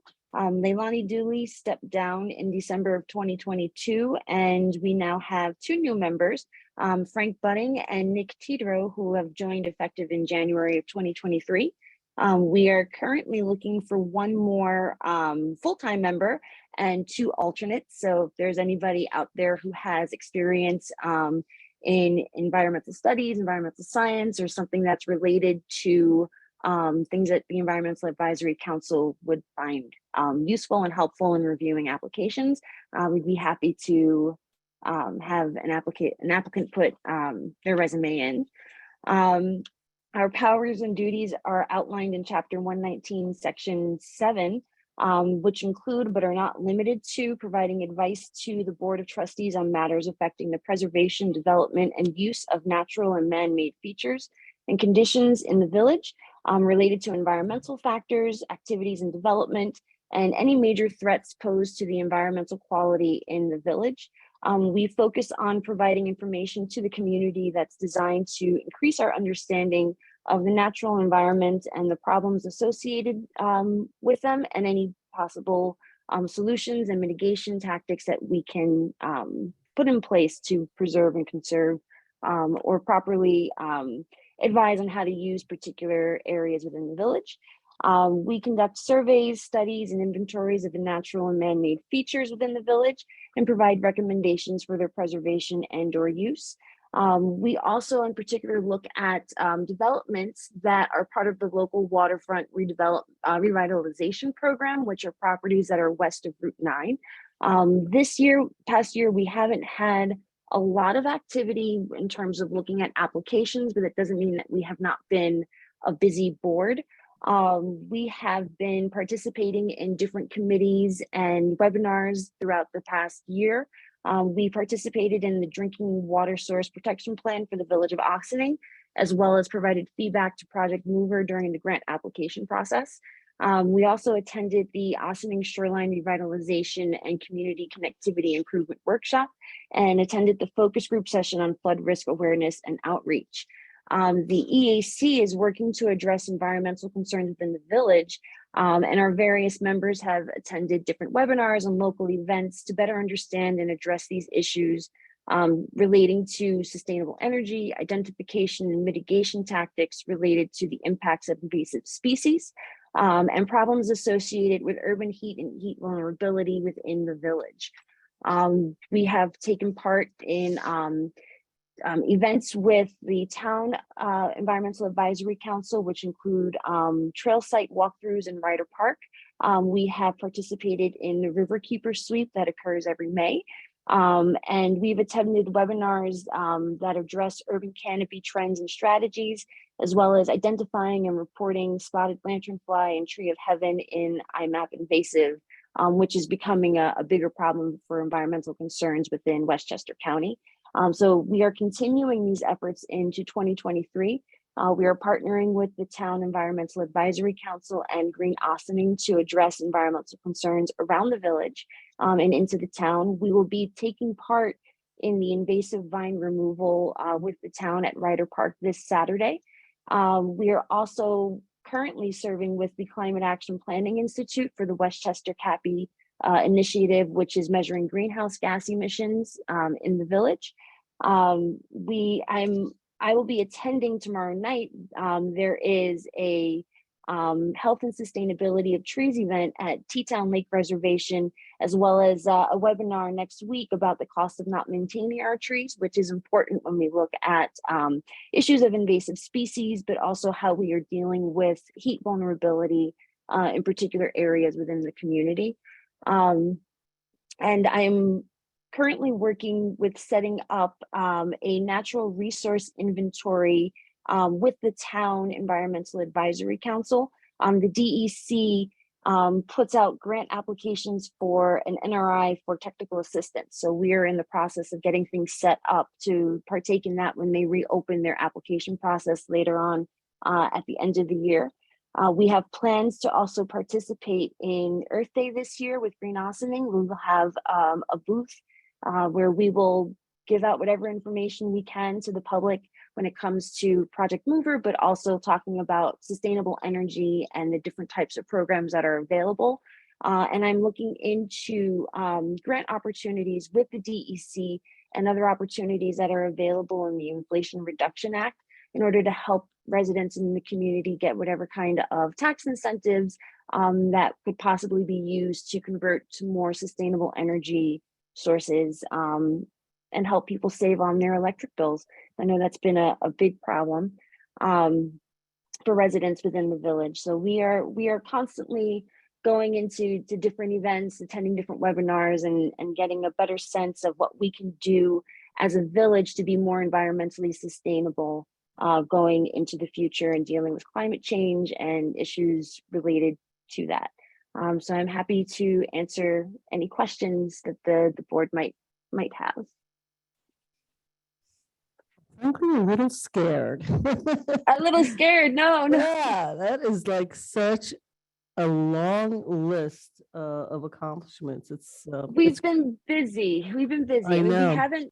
we haven't had a lot of major developments that have come before us in the past year, but we're still actively doing what we can to deal with the environmental issues. Because even though a lot of the properties that come before us, we primarily deal with things west of Route 9 that are part of the LWRP. But there are other properties within the village that it affects the environment. Even though it might not be within our particular zoned area, what we always look at. We are interested and working on dealing with different environmental impacts because nature doesn't know boundaries. Right. So that's what we focus on. One of the things that when I was on EAC, that was really pushed forward by the folks on that committee is that it's a great education source. So things, people look at their properties, if they're in apartment buildings, if they're a developer, single homes, and that's their property and they do what they do. But the truth is everything they do affects the community at large, affects their neighbors. Take out trees, there's runoff water that goes into your neighbor's basement. If you put the wrong, because you think some plant is really adorable and you bring it in from another state, it might not work in this area and actually may damage other people's landscaping because things spread from those trees. There are also trees that are pollinators versus not. So there's a lot of information you guys did. So, we appreciate the work EAC does, but also as a land use board, it does look at everything that you had said. So you guys have really taken it to the next level as far as I could tell, done amazing work. And then working across the town and then Briarcliff. I mean, this is just like really, amazing stuff. Super excited about it. So if we could start from this side of the room, if anybody has questions or comments for Kate. Well, I'm lucky enough to be the board liaison to the EAC, so I can say firsthand how amazing they are, and Kate is really an incredible chairperson, and I think that they have a lot of initiatives that really do go kind of above and beyond, and that's really appreciated. So keep up the good work. Thank you. Thank you. Manny or Bob? Good. All right. Well, thank you so much. And I'm glad you all got to hear each other as well, because you do affect each other on some projects. So I appreciate all the time. Karen, what else we got? So we're gonna make a little addition here, but it dovetails very nicely. First, I want to thank everybody who was here participating from our land use boards on behalf of staff. We are deeply appreciative of the work that you do and how the role that you play in helping us, helping the community grow as per the vision we've laid out in our comprehensive plans and through other points of engagement. We certainly couldn't do without you, and we are indebted, and we will continue to support you as best we can. So you know who the people are. Please reach out to us. Anything we can do to help, we're here. I do have one item that came up that really dovetails with what we're talking about, and it's been a priority of the board for some time to take a look at our zoning code and make amendments and improve it. Some of our codes are older, some we have some definitions that need to be redefined and streamlined. And this is a project that we've been sort of struggling with, because it's the minute you start it, there's a catalytic effect, and it touches on so many different things. But we have figured out a way to make sure that the priority that this is takes precedence and we get traction. So we will be, we are recommending that we work with PACE Land Use to on a discrete set of sort of immediate house cleaning changes, housekeeping changes, where we can focus on definitions. Valerie Monastra, we're recommending that she oversees that, and that we put a time frame on that and look to complete that starting point for what is ultimately quite a large undertaking within the next month or so. So by end of April, we would have that completed. That would lead us to other discrete areas that we've identified that require sort of, there's sort of our intermediate goals and our long range goals in terms of zoning that will affect, there will be policy decisions, and we'll need direction from the board. We'll make recommendations the best way so that we make sure that we're keeping up to date with things that haven't been dealt with in a while, thus facilitating the land use process, particularly in light of the surge of development we'll be seeing in the village over the next several years. So we had sent an email to the board on this, and if there's any questions, Valerie, Maddie, or I will do our best to answer them. Okay, so before we get on that was a good segue. And you folks, if you are interested in staying, because it might be of interest to you, you're free to stay as late with us as you wish. We're a lively group, and I'm sure that you have planned to stay with us all the way through midnight or whatever time we're going to finish. That being said, and Marlene is shaking her head. I'm almost offended at Marlene. Marlene actually was a member of the Village Board of Trustee in her day. I believe you were you an interim mayor? You were an interim mayor. Was she the first woman mayor? No, Marianne. No, second, yeah. So she knows, and I know she wants to stay. I could see it on her face. But seriously, if you want to stay, we invite you to stay, but we've sort of moved on to the rest of the agenda. So thank you all for being here. You all know that land use boards, as when you become a trustee, I think Dana has said this a number of times, before you're a trustee, you have no idea how much work's involved in these boards. People tend to complain, things take too long, things are this, but actually people forget that in addition to staff, consultants, lawyers, etc., in addition to all the legal stuff, the truth is it's a bunch of volunteers who spend a lot of thoughtful hours really dealing with their neighbors, if you will, and fellow residents. We appreciate it again, and look forward to to hearing lots more from you guys. And thank you for being here. So we've sort of moved on, I think, to another topic. So I want to frame it, which is for a long time, for years and decades, code has been part of the life of a municipality. You know, we live by codes, rules and laws, and it's appropriate tonight because we heard the land use boards.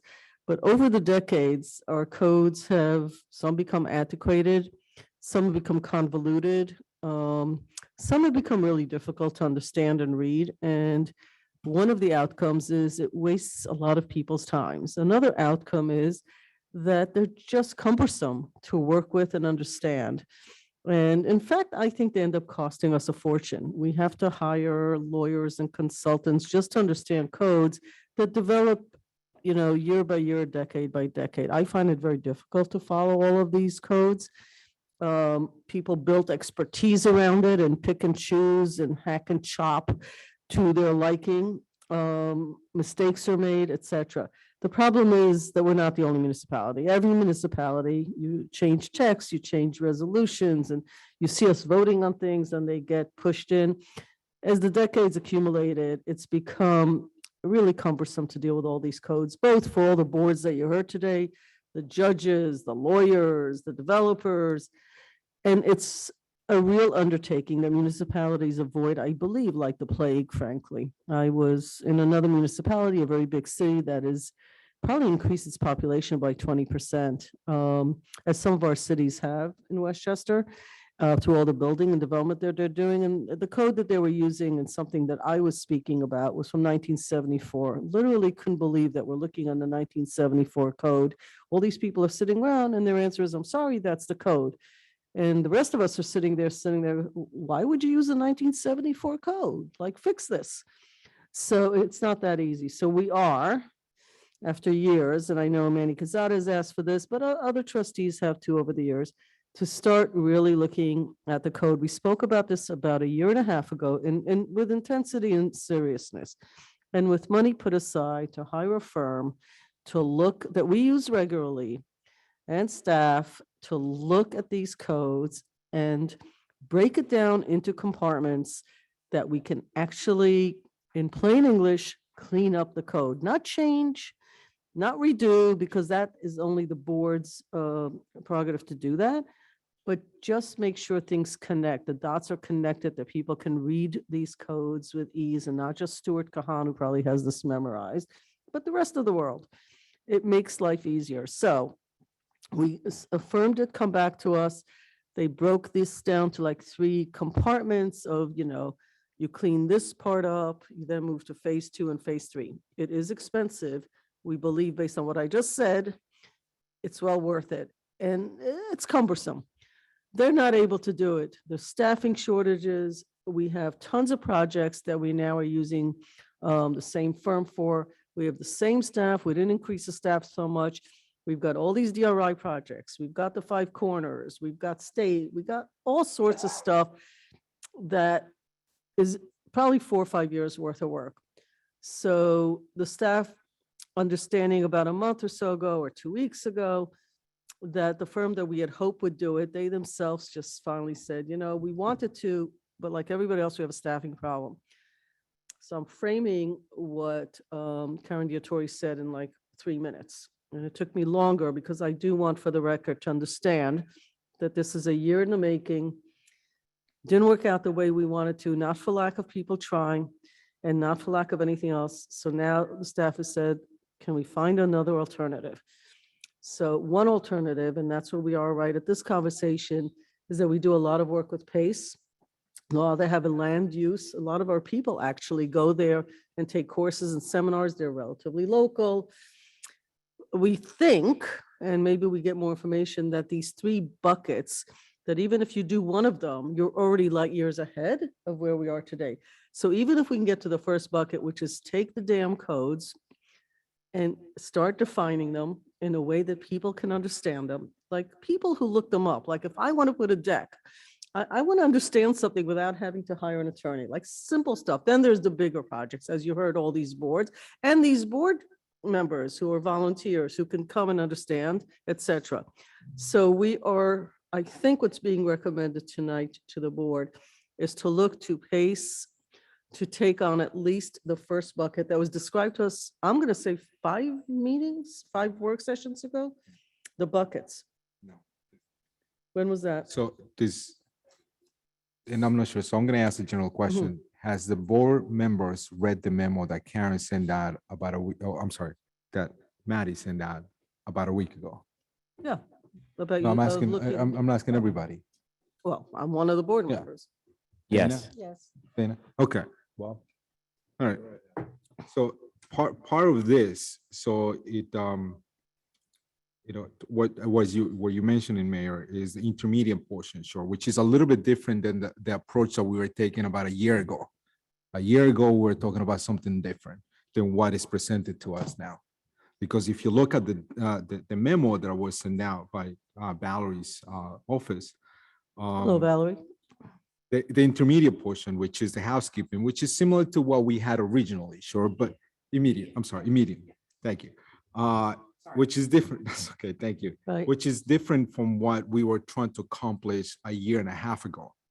So if you read this, and again, I hope everybody read this and try to understand what that means, because it is going to affect some other stuff that you have in the memo, including the last portion of this, a long-term process. So I want to make sure we all understand this. Okay. And we actually agree to the process, because Mhm. there is going to be a process. There are going to be changes that are going to be affecting zoning.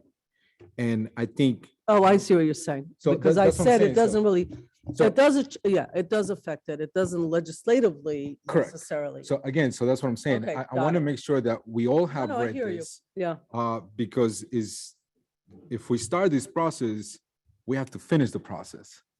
Because I think, I don't- to your point okay. is, you know, we have dealt with this for years, because it's not just a year and a half ago that I have asked for this. It's more like 6 years ago that I have been asking for Probably this. longer than that. So, But I don't know if that's the way I read it. Valerie, can you speak to when we heard from the firm, it was like buckets. And then we changed bucket number 2 with bucket number 3. There was like, maybe you want to do this before you do that. Okay. So can you go through a process? I didn't read it the same way. I didn't read it that you have to go through the whole thing to the end. It's ideal. I read it that there is a stop and go, like many projects. And even if you do point 1, you're still better off than not having done it. And then there is another point and another. So could you go through that piece so that we know where we have to do a go, no go? And what that might look like and how that might work for the board? Sure. The immediate is the list of the housekeeping. So basically those are updates, just modernizing, bringing in, looking at the definitions. So those are things that need to be done in order to, I guess, as you were saying, to better allow for an applicant to maneuver through the code, understand what needs to be done, understands the definitions. There are some definitions that always cause a little bit of clarity issues. And so those are the things that. So for example, we're asking them to remove definitions that are not used in the zoning chapter, right? So going through the definitions, if it's not used elsewhere in the zoning chapter, it doesn't need to be part of your definitions. Another example is looking at chapter 162, housing property maintenance and building code administration, and making sure there's coordination between that and the zoning code. Because right now there are provisions in both chapters that contradict each other. Okay, those are 2 examples. Go ahead. Yes. So then the second bucket really looks at short-term issues, and these are zoning updates that will require a little bit more in-depth work, policy decisions from the board, but those that are relevant to today's issues that the village is dealing with. So for example, parking waivers, as Seth mentioned, it's something that we're going to probably need to take a look at again. Also digital signs, some solar and battery energy storage systems. I mean, they're model codes that are out there that a lot of communities have adopted. We're starting to hear phone calls from people that are looking to put in potentially battery energy storage systems. So these are things that, you know, the board's going to want to consider, and we need to start identifying. Same thing like cannabis. So these are things that are on the horizon that will require additional input from the board before we just look at undertaking them. And there are some items on the list that the board might decide not to move forward with, and then that's fine as well.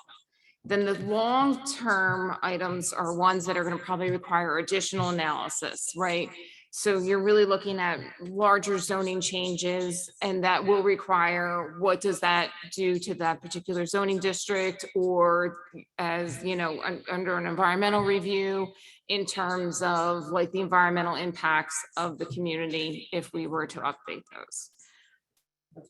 Can I, no, but can I piggyback on something? So Sure. the first bucket, Yes. as we call it, sure. One of the things in here that you call is the 270-5, the list of districts, add downtown to Corona Avenue overlay. So those are simple stuff, sure. Yes. Those are very simple. Those like, That's correct. that's something, exactly. So, but then we're talking about discontinuing the non-conforming use. Explain that in a little bit, in maybe 2 sentences, because that to me is a little more complex than what is being reflected in here. Right, so some of this deals with the expirations of some of your approvals, or for example, non-conforming uses. And one of the things that has been identified by staff as well as your land use council is that these are becoming difficult because board members are having to, applicants are having to reapply for site plan approval because they're still waiting on certain permits from Westchester County. And they're not able to get those permits in time before the site plan expires. So it's just updating some of these to make it a little bit easier on the applicants. And I saw a lot of that stuff happening on the zoning and part of the planning this past month on some of the stuff. Right. It goes from 5-family to 3-family to a 2-family district. So I think Right. it's important to kind of figure it out, the timing on that as well. Right. So, you know, again, so on the short-term portion of it, you were talking about, you know, one of the things that we've been talking about is the cannabis portion of this. Right. So I think it's essential for us to figure this out and what does that mean? Because we sort of have an overlaid, an ideal concept of where the locations could be, which means that we have to modify our zoning that sort of comes to the long-term process. So to me, it's a little bit more a combination of, you know, bucket number 2 and bucket number 3. So Right. that's what I meant. Is like, if we have to do this, we're gonna have to go through the process itself on some of the stuff. Right, and that's a good point, and I think a few things in terms of like the short-term list. There are going to be items like, let's say, for example, cannabis that the board wants to move forward with, like, I'm going to say immediately, but we just identify them as short-term in terms of you're not giving us a green light tonight to move forward with the details of that. You know, we'll be back in the next month or so to talk a little bit more about cannabis, where things are, and starting to move forward with some of those zoning decisions. Which exactly, it will affect our zoning map. And it will affect whatever decision this board takes at that point. So for cannabis, I don't anticipate it affecting the zoning map, but it would affect your zoning uses or Yeah, but the zoning definitions. map Yes. itself, we have to have, I mean, you were with us when we did the modification on the downtown and the retail portion of that and the definitions of how strict sort of type of business will be located. So to me, that's part of the zoning map overlay portion of it. And how does that affect a particular business to go into a particular zone? Yeah, I don't think you'll need to adopt as an overlay zone for this, No. right? But yes, you'll need to update. And so it's okay. It's okay to have a couple different local laws moving forward. And yes, that will also require updates to your zoning. Could I just quickly offer maybe Yeah. a differentiation? Sure. I'm sorry. I don't have the list right in front of me, but I think based on this conversation and what I recall, the short term is more, I just had it on the tip of my tongue, is more use specific, whereas the long term is more neighborhood specific, if that makes sense. So like for cannabis, as an example, or battery storage, you're adding a use to a category that already exists in the zoning code, essentially, with a few different rules and tweaking around the edges. Whereas for long term, we're talking about globally in this neighborhood, we know we're having, you know, issues in the T zone or something like that, something that we can point to on a map and say this is related to an area rather than a use. Is Right. that, Right, and there'll be more complex decisions in terms of bulk regulations and that type. Yes, so I'm gonna finish with this. So in a previous conversation that I had with village manager, I had asked that I be included in some of the conversations that has been taking place. So my request still stands. I want to be involved in any of the conversations that you guys are trying to have or will have. I think there's a better approach. This approach I like much better than the one we had a year and a half ago. But I want to make sure that that is shared with the board because we are going to be involved, or we're supposed to be involved in this process. So I guess you don't have to answer this now, but obviously we had an idea or a concept of a budget last time. What is the idea or the concept of a budget this time with this type of scenarios, the 3 scenarios that we have right now? What does that look like for us? So right now, we're waiting for a proposal from Pace, but we expect that to be a relatively small budget, less than what we've changed tax. So I don't want to say what it is, but we're not expecting, that's not where the money is going to be spent. As we go forward, rather than, I think that this is where we're going to have to make those decisions along the way. Ultimately, depending on what you're doing, the amount of time, you could be talking about tens of thousands to hundreds of thousands of dollars over time to completely do everything. And then as you do it, there's going to be decision points because new things will come up, or we'll be prioritizing something because it's in front of us. So what we'd like to do going forward is really dedicate those resources with discussions with the board as we hone in on what is immediately important and what's longer range. But what you're looking at over the course of the year is a considerable investment. But Valerie, maybe you want to speak to that too. I was going to say, some of these items will fall within the retainer we already have. Exactly. Right, so. Right. We don't need to guess, just, there's gonna be a number, give us the ballpark, there's no need to, last time that we heard from the firm, they said in Hastings, it took like 5 years, it's a 6-figure number, so we don't know. Get back to that. As far as you being at every conversation, it's not a reasonable request. What is a reasonable request is the way we've done, we have many, many, many projects being done by staff. Trustees are not on staff. We don't attend every single meeting that they have. What might be a reasonable way to do this, and no one trustee is representing the board on all these conversations.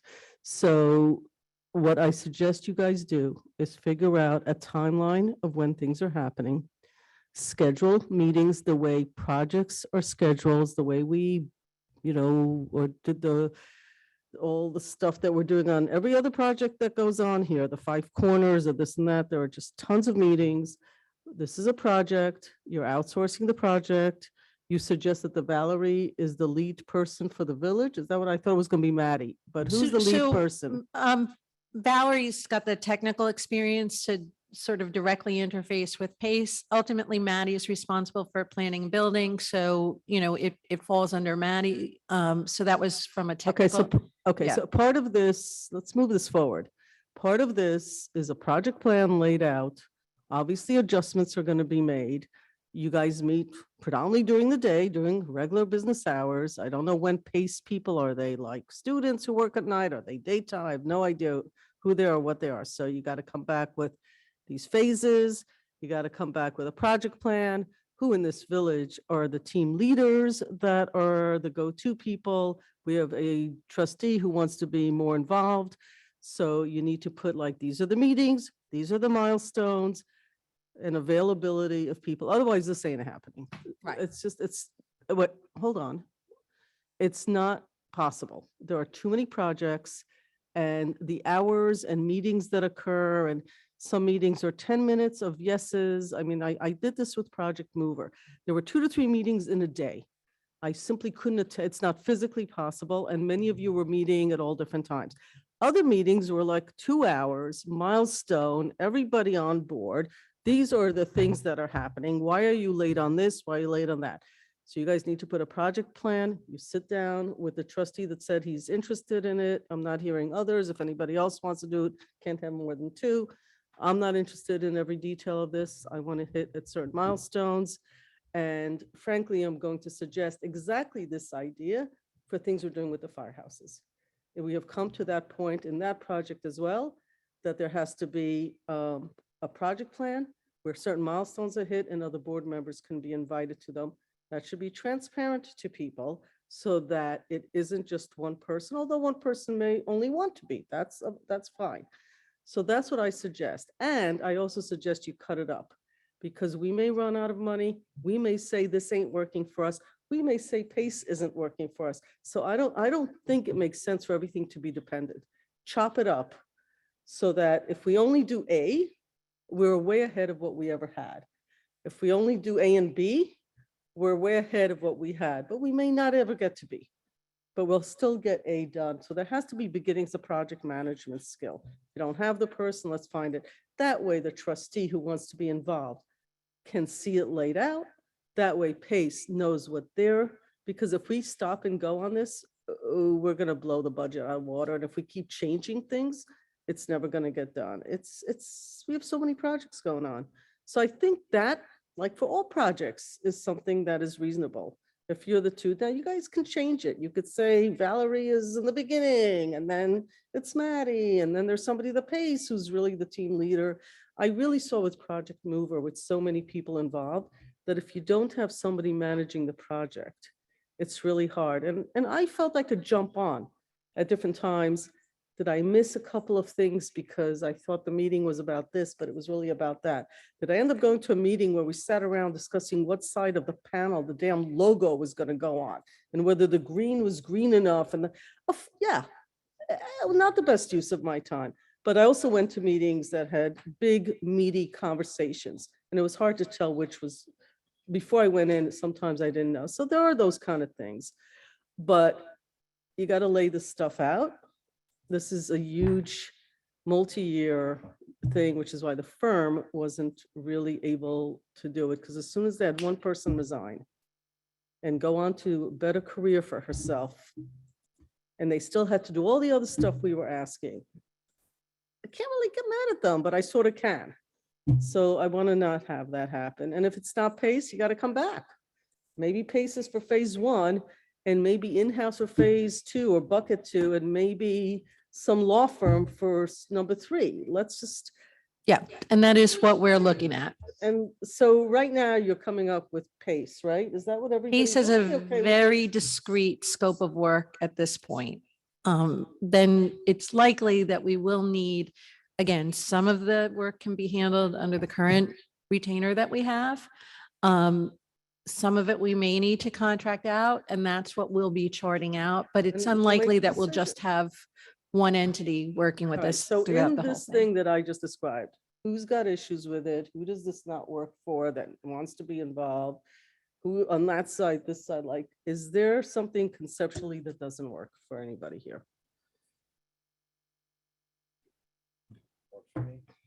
So I just want to make sure that it's clear that when I said I want to be involved, I don't want to stop the process because I've been waiting for too long to stop the process. Yeah. So I want to be, as the mayor mentioned, that she got emails when she was working on this particular project, and she chose to go to the meetings that she felt that were important.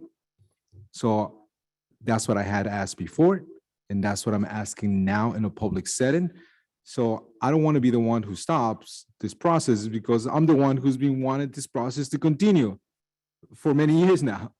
So I want to keep pushing this forward as much as we can and try to understand the budget process because I don't want to spend $500,000 on something that it may not be needed to do that. Because again, just keep in mind, we could have done some of this stuff when we were doing the comprehensive plan, but it was not part of the scope. That's what we were told at So that time. I'm just going to clarify so that you get this. They actually didn't send me what I should go to. They send it to all of themselves. This Okay. is the project plan. Maddie maybe once in a while would call me and say, Rika, I know you're busy on Tuesday, but but mostly I looked at the meetings, they were called X, Y, and Z, and I would sit there and go, yep, everybody was on there, me included, and then you attend or you don't attend, and they move on. You're late, whatever, they just move on because there are just a lot of people. I So, understand but that. I think that works Yeah. because you can't make it, they still No, will no, do what they again, do. and that's exactly. So we if- need a if- good if- project if I management Again, I don't want to stop the process. Right. If I make it to the meetings, great. If I don't make it to the meetings, I'm okay with that Yeah, too. as long as they tell you. As long as I'm informed of that. So that's Right. my ask. And Right. that's the ask that I've been asking for last time I Okay. spoke to Karen. And again, but I'll be interesting to see because some of the stuff like Valerie mentioned is some of the stuff that I'm reading on this memo. It could be, like you said, falls under your retainer. But there's other items that do not fall. And I think Correct. that's the part that I would like to understand better, Yeah. the budget portion of it. Right. And that will be discussed with the entire board, obviously, if we're going for anything, and we need additional resources. So Okay, well, let's there'll see be if a this lot of happens. touch points along the way. So, Look, yeah, I'm hoping that this is the year this happens. so when do you think we'll have a better understanding on this? We just have to get Right. Pace was reaching out to their students to see who's available, and they were gonna get back to me, and we spoke with them last week, so within the next week. So if the first meeting would probably be a kickoff meeting with Pace, once we get assuming that their proposal's acceptable, and we'll keep you informed of that meeting. Right, and if not, move on to Plan B, C, D, E, F, and as long as we're Yep. moving forward, we're gonna get this resolved. Okay, what else we got? Okay, so next on our agenda is we Oh, have we lost a. Marlene. See, Marlene was on till 5 minutes ago. We lost her. So thank everybody for sticking with us and thanks everybody for your patience. Thank you, Valerie. But our next agenda item is a proposal from FBS, which is a company that we've vetted for some time now to provide services that we were not effectively getting through Passport once Passport changed their platform. So I think that I just want to acknowledge the tremendous amount of work that Maddie did, Stuart, the clerk's office, the courts, the police department. This has been a really significant undertaking. It's always unfortunate when you have something that's working and then for some reason unbeknownst to you, there's a change in the game plan and all of a sudden things that were working perfectly no longer work. We think we found a viable solution. So I will turn it over to Maddie so that she can fill you in on the FBS proposal. Thank you, Karen. Good evening, everyone. I will try not to belabor the point. As Karen mentioned, I think when this process started, I was 22 years old and 92 pounds. So it has worn on all of us a bit. But I will say, and I do want to give extra props to Justice Gasparo and his colleagues, Judge Levitt and Judge Reisman in the court, as well as their staff, who have been tremendously helpful in sort of plotting a path forward here. As we shared with the board, Passport, which is the company upon whom we have relied for parking enforcement services, a whole variety of those, moved us onto a new platform, which we have not found to be satisfactory. And after tweaking as much as this particular program can be tweaked, we have decided that we need to move on. So we interviewed two different firms pretty exhaustively. We've decided to propose moving forward with FBS, which is a firm out of Freeport in Hempstead, in Long Island, who services actually many of the courts in Westchester County. And then they've had their services extend to their police department and enforcement functions.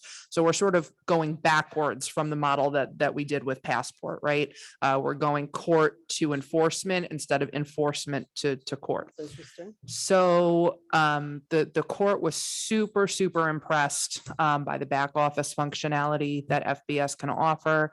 The gentleman who owns the company said, what day would you like us to come? And they came up with a whole box of handhelds. They sat with the lieutenant and the sergeants involved for several hours. So we feel like we are in very good hands from a customer service perspective. The clerk's office, our treasurer has also, been in the loop. We received a proposal. We received two proposals. We decided to go with the one that contemplates cost sharing. So basically, we are going to pay a very small percentage of tickets paid within 30 days in exchange for paying much less upfront for the new hardware. I don't want to speak to what we're going to do with the old hardware. Yeah, they might get a UPS package. But I will say, just, driving around the village and thinking about how this system is really going to help us once it's up and running, I felt that enthusiasm I felt early on in this process, because we had a system that worked and it was really good. And I'm hoping that this will get us back there and even better. Again, having run the numbers with finance, we know that, we're making a good decision about what payment structure we're going to go with. And again, this is for our digital permitting, our parking enforcement, and parking ticket processing. We are going to stay with Passport for the remainder of this contract, at least for the parking payment app, because that's the only piece that we like. And luckily, that's a separate contract entirely. So happy to answer any questions. I know. I'm not sure what you want from the board tonight. So Stuart has gone through the contract with a fine tooth comb, and he has some questions that, he and I need to hash out. But we actually asked the board to call a special meeting tonight to authorize Karen to sign the agreement with FBS. The proprietor of FBS told me that they should get us up and running by mid-April. If we can get it signed this week. So let's hope for a smooth transition and of 23, believe it or don't. Yeah. So 2 months. Yeah, so I'm happy to answer any So questions. with the other municipalities, because a bunch of municipalities liked the original setup, are they all moving, or they're all still debating with themselves what they're doing? I have not circled back with two of the communities who we've sort of been in touch with over the past couple of months about our woes here. I know that White Plains, who had the vertically integrated model that they loved and they sold us on and we copied, piece for piece, has moved to actually someone completely different. And they are the first ones in New York to have done so. And we didn't feel super comfortable going with a company at this time who didn't have any New York experience under their belt. White Plains definitely has a much denser infrastructure of people to be running a program. So perhaps they could afford to be a little more They hands-on. have a huge unit, from what I understand Yeah. from their mayor. I mean, it's a huge unit to Yeah. just manage that technology, and it's a big revenue source. Yeah, source we for would them. not really be able to shepherd a new company through that. Understood. Okay, questions from the board? Thank you. So this is just the court side when it comes to folks driving around, and the parking side, and all that will remain the same, right? So from a user perspective, this will be a seamless transition. If they want to park at a metered space, they're going to use the app same as they were. All the permits that have been sold by the clerk's office this year, we'll just transfer them over. They won't have to do anything. Where it will affect them is going into 2024 for train station muni lots. They will have to create a new account with the new company at that point. But we'll make sure we, lay a lot of pipe for that. This is only affecting the folks who sit behind the glass at the court, our police officers, and the folks who sit in the clerk's office. This will not be a blip on anyone else's radar. Thank you. Dana, questions? Anybody here on this side about this? Manny? Yes, thank you, Maddie, and all the work that you have to do again for this. I guess that sort of the question that I have is maybe for you, Maddie, definitely for Stuart. Since that we are changing companies in a way, we had a contract with the previous vendor. What does that mean for us? I know there has been some problems and some issues with that, and that's why we're sort of moving away from the current system that we have. You don't have to answer now, but I'm sure there's some financial portion that we may have to pay or get returned, because sometimes we do pay ahead in some of the stuff that we have in there. So I'm assuming there's some financial, hopefully, credit back to us at that point. But and I guess to Maddie's is signage wise, what do we have to do? No change, because the parking app is remaining the same. And we're actually doubling down on that in the local law, which I think is scheduled to be passed next week by the board. We're actually adding a zone to this parking lot. So the signage is not changing. That's why I said from the perspective of man or woman on the street, they won't see any difference at all. So is the question, are we losing some money in this transaction? Are we losing, who knows the answer to that? You are not losing any money in the transaction. Two things to know, or one important thing, the town also has to approve. They will be discussing this on the 28th of February, although they're not a payee, but they do have to approve. Okay. But the plan would be to basically terminate with Passport so that we can go directly into FBS. And so I'll be working on the letter, which would, in this case, would be signed by the manager and the supervisor, since they are both signers to the Passport contract. So is that it? Is like, are we losing money was your question? Or is your question also, do we get something back? We actually are, we're fine with Passport now. Okay. We're current. We have daily remittance now for everything. They're aware, sure, of this, of what is happening, sure. Oh, I would say. They're aware that we have significant issues with them. Okay, gotcha. Okay, thank you. Look at the woman. She's like. I know, she's so Ready happy. to jump out of a seat for all the work that was done to study all this stuff.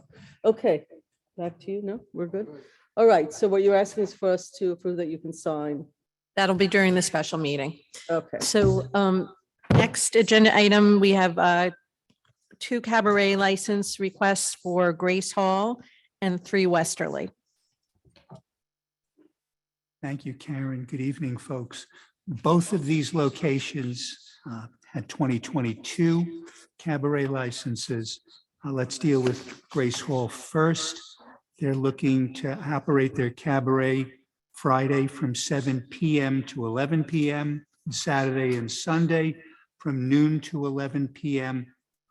Keep in mind, Grace Hall is a private social club, so it's not like some of the other locations. Their entertainment would be up to 5 performers and a DJ.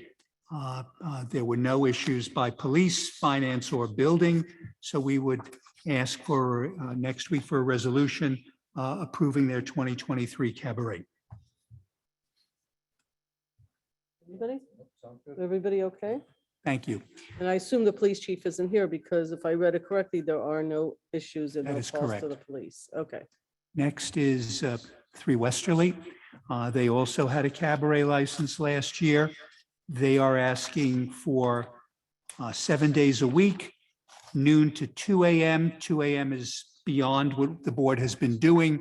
It has, as the board knows, it has been Sunday through Thursday, closing at midnight, Friday and Saturday at 1 a.m. One thing to note, their request for entertainment is an occasional DJ, dancing, live 3-piece band, or a single musician. Their method of operation currently is just recorded music. So that is all you can grant at this time. If they want to change it, which I believe they are going to do, they'll have to file an application with the SLA. So right now, 3 Westerly would only be permitted to have recorded music, nothing else. And if I'm sorry. Come back in front of us? they would come back to you briefly just to amend their license. And so if I'm getting this right, we've been consistent with 1 AM. You've been 1 AM on Friday, Saturday, Sunday through Thursday, midnight. So questions or comments? So I want to stay consistent. All the liquor serving establishments, everybody gets the same maximums. You can ask for less, but everybody gets the same and have been for the past year or two that I can recall. So that would be what I would like to do, not, they want a 2 AM. correct? Right, and so that's why, correct. Okay. Is everybody good or not good? I just want to say that I have a family member who works at 3 Westerly, so I'm going to be recusing myself. from this. Okay, so for the rest of us, we're gonna go with what we've done with every other liquor serving establishment, 1 AM, correct? If you could let them know that. 1 AM for Sunday through, 1 AM for the weekend, and then the other day's midnight. Correct. Fine. And it's, and again, I think we do, They are able to request once a quarter or so. That's always in every resolution. Okay. They can request on occasion. right, I was just the gonna say extension. that, Yeah. that we have made some exceptions for those institutions that said, well, we have special days and da. We've accounted for that, so they're getting the Right. same as everybody else. And just so the board is aware, we are keeping very careful watch now of the method of operation. So they can only operate as to what their license says. I don't believe they were aware that they could only do recorded music. So they were sort of caught unawares. They're going to have to file with the SLA. And it was confirmed to me by the SLA that the license should only grant what their liquor license says. Right. And so right now, that's all they can do. We've been doing that also for the past, I don't know, 6 months or so. We've been much more careful recently. Right, So okay, we'll have resolutions for both of them next week. all righty. Okay, that concludes the work session. So we now have to. Can we have a adjourn. motion to adjourn the work session to go into the special meeting? So moved. I would say all in favor, because I. think All in we've already favor? talked Aye. enough. Aye. Aye. Thank you. And we are now into the special meeting. Let me go to that agenda. And no, I'm good. Let me take attendance. Trustee Fritchie, Present. trustee White, trustee Kazada, Present? deputy mayor Lopez, Present. and Mayor Levin. Present. Perfect, thank you. Is there any public comment on any agenda items? Jamie, are we seeing anybody? I don't think that the person that's on there is going to be responding. Thank you. Okay. Resolution A, agreement with Fundamental Business Service, Inc. Resolved that following review by the Corporation Council, the village manager is authorized to execute, a parking enforcement management services agreement with Fundamental Business Service, 14 Front Street, Hempstead, New York, providing services to the village and the town of Ossining involving the processing and collection of parking tickets.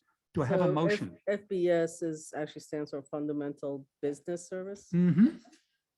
Okay, So moved. Second? Do I have a second? we've already had a lot of discussion. So anybody else, anything to add?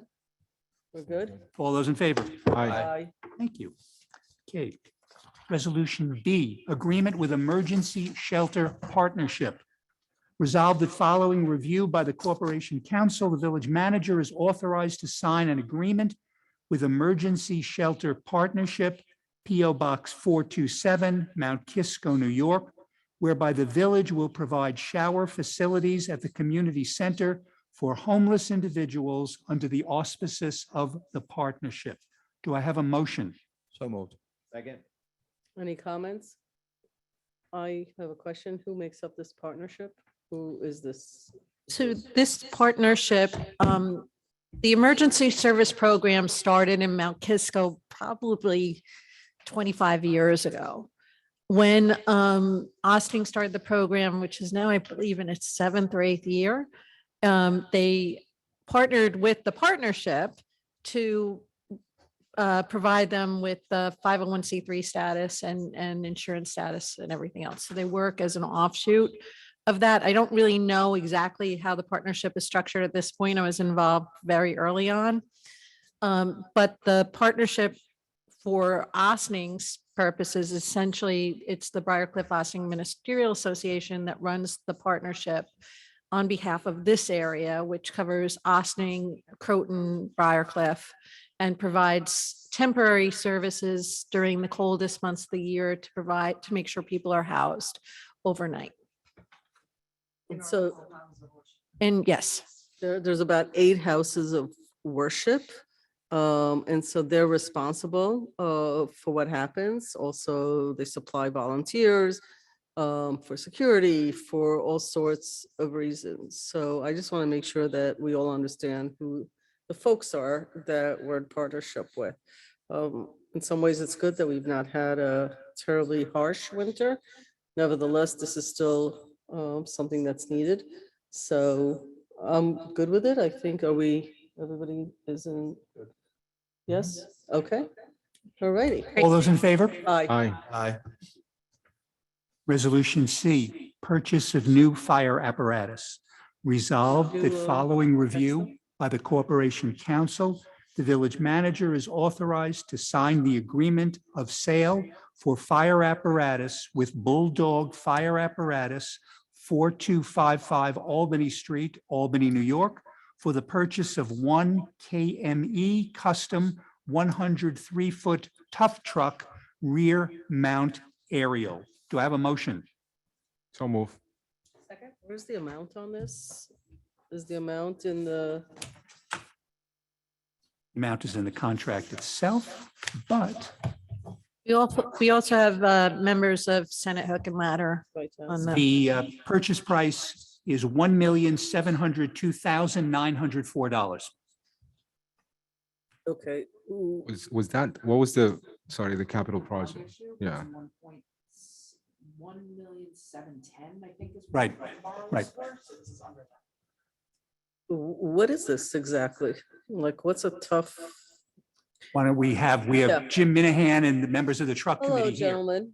Where are they? I see. Well, Mr. Minahan is Okay, here. yes. We have Mr. Flood and Mr. Guevara are also there. There they are. Okay. Hi, Jim, go ahead. Good evening, everybody. Good evening. Tough Truck is just really their designation. So this is to replace a 2003 KME aerial, which we currently have. And that truck is at 20 years old. So the 103 Tough Truck, 103 is a designation of how long the ladder is.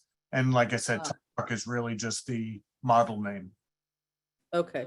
And is this now being put on order because everything seems to be taking so long, or is this Well, once. available, or what's happening? No, it's not a stock item. So once you approve the contract and the village manager can sign the contract, that starts the process for ordering. Build time now is approximately 20 months to 24 months away. Okay, and what makes it a custom truck? Because there are options added to it that are outside the base model. Okay, so when we agree to the amount, is this the amount, or is this the amount now, but we're gonna be told that all these, if you're doing customization? No, it's all more- Is inclusive. that in the contract and it's binding, or it's not binding? What So I- we're signing. Mayor, what I can tell you, and Jim, correct me if I'm wrong. What we have here is the contract pricing worksheet Okay, from the pricing consortium that we're using. That already includes a 7% increase based upon prices, which is allowed by the part. So the price is $1,702,994. That's the price. and is it binding? Yeah, that's the price they're Okay. agreeing to. It's in the contract also. if that's- Okay, Right. so it's a binding contract, it's 2 years out. So when they come And it- back and it's next year and inclusive of say, but everything. this Yep. custom part is actually 100% more, they can't, because you can only go with the contract that's binding. And also a couple of things, Mayor. That's correct. The- Thank you. Thank you, Jim. The prices with the exception of what's called unpublished options. Right. The published options are part of the pricing consortium. So you can actually go online, the prices are there, and that's what it is. The 7% recognizes that because of supply chain issues, because of price increases, there's a bump up. But the number that's in there, the 1702904, that's the it? number. Okay. Man, a few years ago, we were talking about $600,000-700,000, and now we're at 1.7. So we're gonna start having to ask more and more questions about customization as we go forward with everything. We had a conversation, the water plant, it's a conversation about all supplies. We're gonna hear this from developers. All right, so this is exactly the amount. It's binding, which is really what matters to me, so there are no surprises, although we've had people say, well, we're not doing it because we don't make money anymore, but we'll see where that goes. Okay, those were my questions. Anybody else on my right? Anybody to my left? Anybody? Okey dokey. All those in favor? Aye. Sorry for the late evening, folks. It was not our intention to be still here this late, but we had some technical difficulty, but thanks for sticking it out and answering our few questions. No, it was our pleasure and we appreciate your support. Thank you very You're much. welcome to stay if you want, but most. I appreciate it as Oh, well. we're done. Yeah, we're done. Sorry, you're last. You don't Yeah. need to stay. Don't bother. Thanks. I've Have a gotten good used to night. the invitation. Have a good one, folks. Thank you. May Good. we have a motion to adjourn to executive session for matter of real property and a matter of litigation? So moved. And we're gonna have a Second. couple of other things, but yeah. Second? All those in favor? Favor? Aye. Thank you, folks. Does everybody have to stay here?